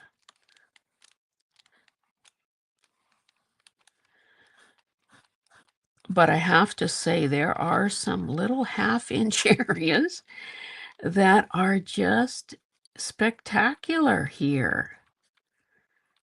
And maybe when we're about to shut this operation down for today, okay, where's the edge of the page? I will lift it up. Yeah, I'm picking up some fibers are transferring to my nib here. I will pick it up and hopefully you'll be able to see what I'm talking about. Okay, we will stop with the black for the time being. Oh, maybe I actually need to do something right here, though, because this is such a light area. I won't get carried away. I don't think I'll get carried away. And again, this part here is just paper. I'm glad in hindsight that I did it that way, so that, it gives us a little, if we had our lab coats and our safety goggles on, safety glasses on, and our clipboards at hand, that does give us more information in this experiment. This is, I don't know, I don't think the pen is going dry. I think it's maybe just needs repriming, but I'll find my gold. In the meantime, okay, I would hope, I also have, now that might not work as well. Oh, I'm not even gonna, I would just wreck the nib on that. I do have this metallic marker.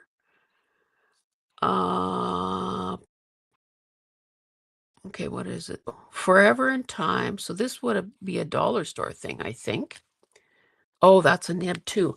I thought I had like one of those. I thought I had a chalk marker in gold. Or a glass mark. No, this is chalk writer, but this would be like a, what is this? See, it's again like a cheap version probably off these distress crayons. So again, texture of lipstick.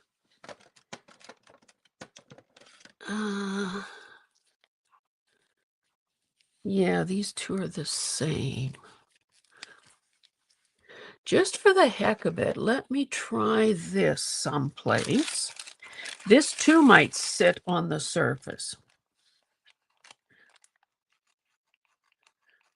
Oh, see, it doesn't really show up against the lighter color.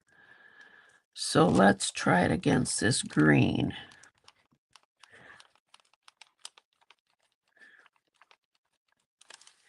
So, and I could smudge it, but it doesn't read as a metallic. So let me try it in another spot. Maybe over here. Oh, see here? Mind you, that's partially paper, or this is all paper here. So anyway, I think what you meant was my gold Posca. So let's see in this pouch here. I've got Poscas. I've got these Sharpie things that aren't supposed to bleed, but those colors are very limited. I've got the other Sharpies. So these are the nib ones. These are the, this is going to, that's a waste of time. I won't even bother trying that. Oh, I also have this that I think I might have, oh, I bought that at Delta. So it has a chisel point. But this one is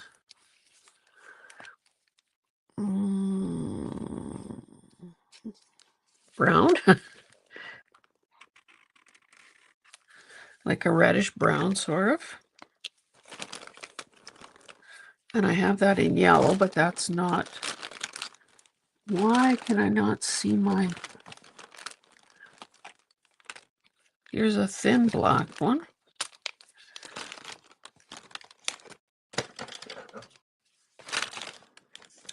I wonder if I moved my, wonder if, well, this is gray, I would say, not silver. Yeah, gray. That could have been our attempt to, when we were trying the pewter. I wonder, could I have moved my gold pen to another pouch? Oh, sorry, guys. I have one more place to check.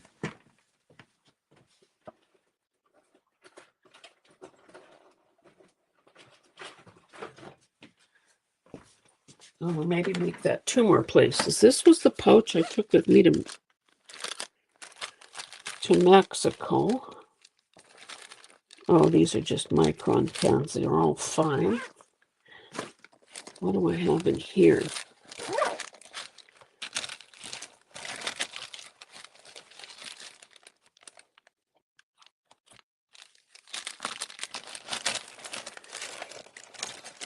I know I definitely have, whoops,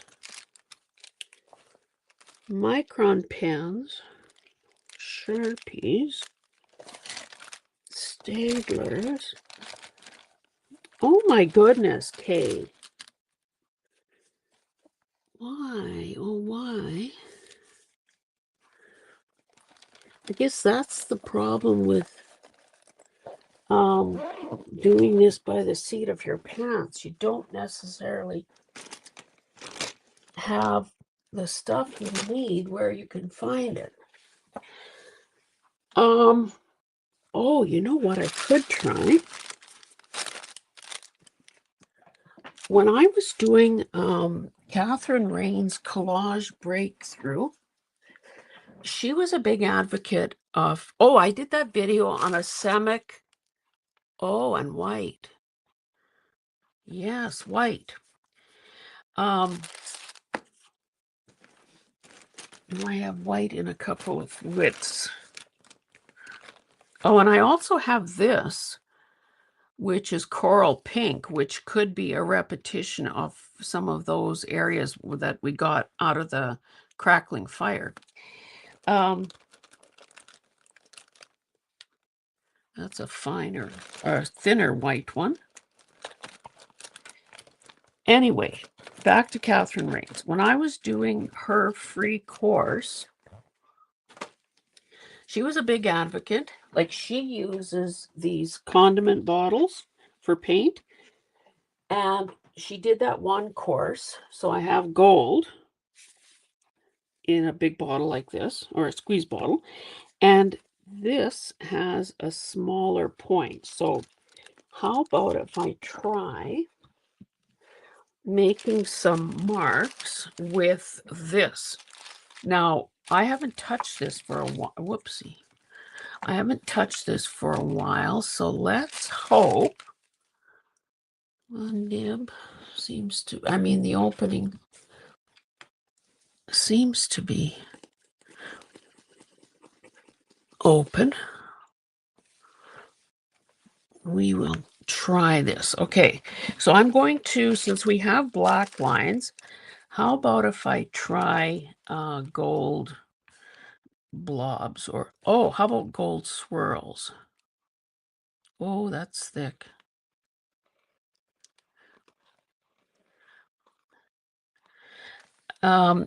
Again, look at when I went thin, when I wasn't, or maybe it just absorbed differently into, okay, no, if I let the paint sit on the surface in a thicker bead, so to speak. Now that's going to take forever to dry, but I have this thing here, which I should try to spread out a bit.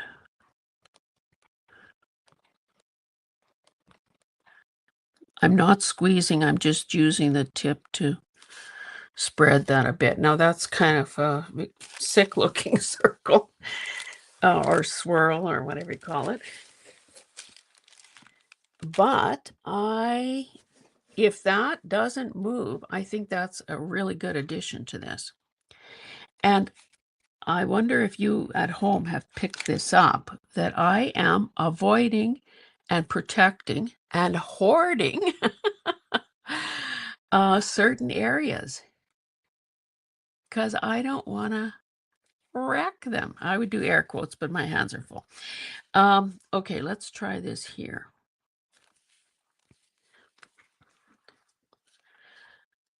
So, in fact, we might even be going over this black line.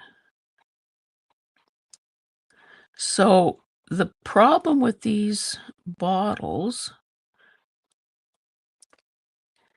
is that, whoops, and then I get hung up on fabric that isn't entirely glued down. And there's a little fold or crease or something there. The problem with these bottles is that, they're sealed when you get them, and you have to cut down so far to get past the solid part to actually get an opening. However, that getting past that solid part automatically is going to give you a hole the size that you see me using here, which may be bigger than what a person would ideally want. So my birthday is coming up in March, and so I made a wish list of art supplies, of course, and what I have requested is the bottles that have the needle point. So again, because I've been a good girl, I'm sure I'm going to go into this protected area. So I'm sure that because I've been a good girl, I'm sure I'm going to get what I asked for. This is turning into more of an oval. And again, I guess I shouldn't be that concerned if my line breaks, because sometimes that just means painterly. Okay, this is not absorbing equally. But again, that may be a happy accident. I have to say, when I look up and look at this in the monitor or on my laptop, Um, it's shaping up. So I think this has some redeeming qualities. Okay, let's do another gold one and then I'll switch to white. I have to say I'm not really a splatter person, but yet I love the look of it. So I don't know what the issue is. I do have, oh my goodness, that got kind of wide and ugly there. Um, that's not that visible. That's probably a blessing. I will do something over in this corner. Maybe try to make a tiny one.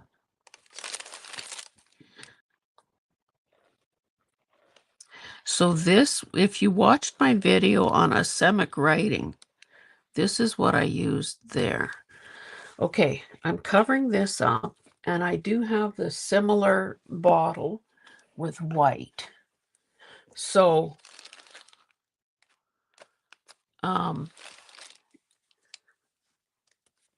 Beth, thanks. Well, thank you, Kay.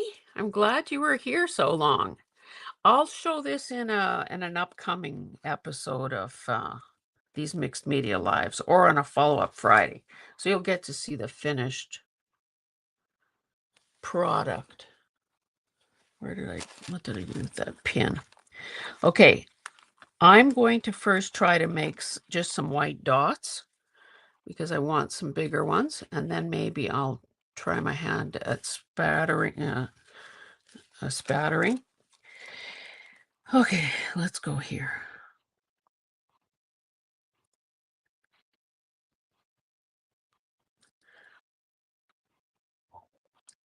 Again, it's that whole absorption thing.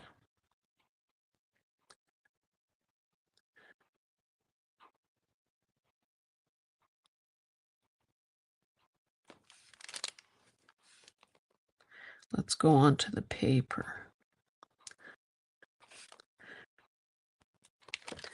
And the other good thing about mark making at the end, and I can vary the size of the dots as well. Another good thing about the mark making it at the end is if you need to try to bring definition to your piece, you can make the mark making area as big as you need it to be. So that ends up being fairly big. Mind you, it's still smaller than these gold things, but it's definitely eye-catching. I'm going to go over here. So it appears that, so that is one drop. So I couldn't make a smaller drop with this particular bottle if whoa, that became an oval. Let's spread it and make it a circle. I couldn't make a smaller dot with this thing if I tried. However, there's nothing stopping me from going in later with my Posca and making some smaller dots. And of course, this is also a great way to make a path for your eye to follow.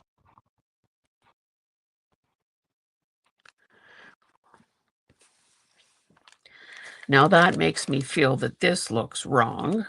Not wrong necessarily, but I feel like maybe I need to give it an exit, an off-ramp. Hey, an off-ramp.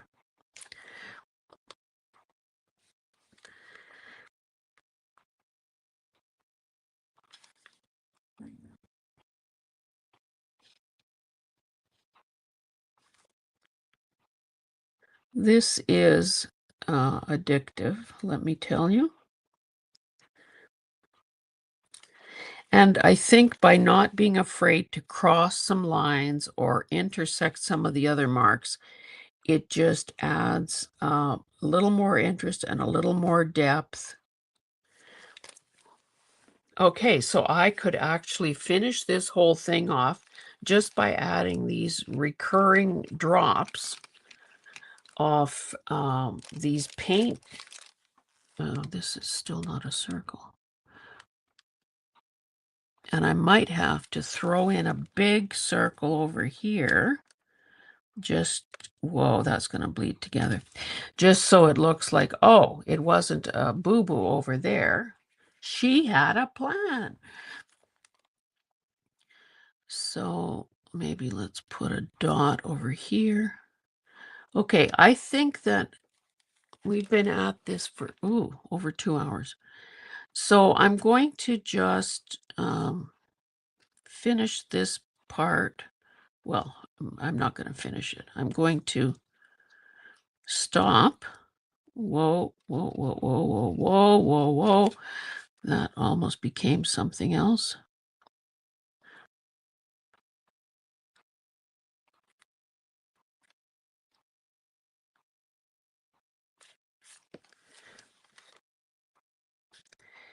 And we will sign off. I must say, I'm kind of impressed with this thing today. I better enlarge this guy. And again, if I go back in later with my white Posca pen, especially in the smaller size, let me not touch that wet paint, then I said I was going to quit, so let me quit. That would add even more interest because I've got the big ones, I've got sort of the medium size, and then I could have the baby bear size. Okay, this is not complete by any stretch of the imagination, but I'm pretty happy with how it went from, kind of a hot mess at one point there to kind of getting a little cohesive and something that I could, be happy with. And of course, we all have our own threshold and our own definition of what makes us happy. So anyway, okay, let's see what is Teresa saying. In case you came in later, not familiar with Kay's channel, it's, yes, Lady Dragonfly Designs. She was interviewed at Heart to Heart not that long ago.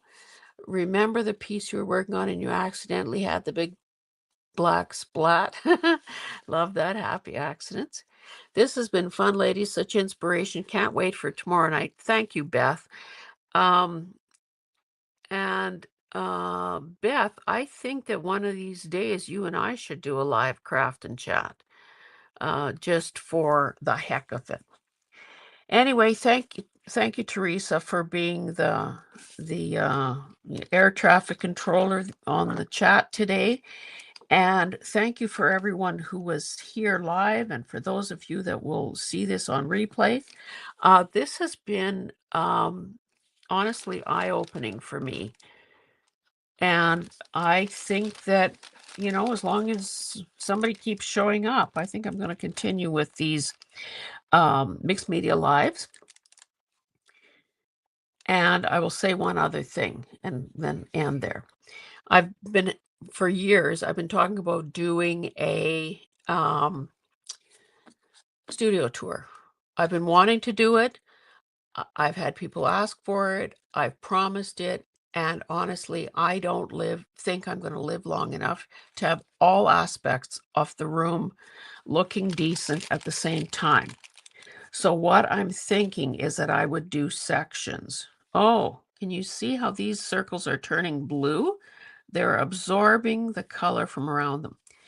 So in one of these mixed media lives, I intend to do a tour of my art cart. So it might just end up being, piecemeal kind of tours. Do a tour of my button cabinet. Anyway, so I'm just planting that seed because if I say it to the universe and if I say it to you, it is more likely to actually happen. Okay, guys, thank you so much for being here. I have to say, you warm my heart. And hopefully we'll see you tomorrow when Jonna interviews me.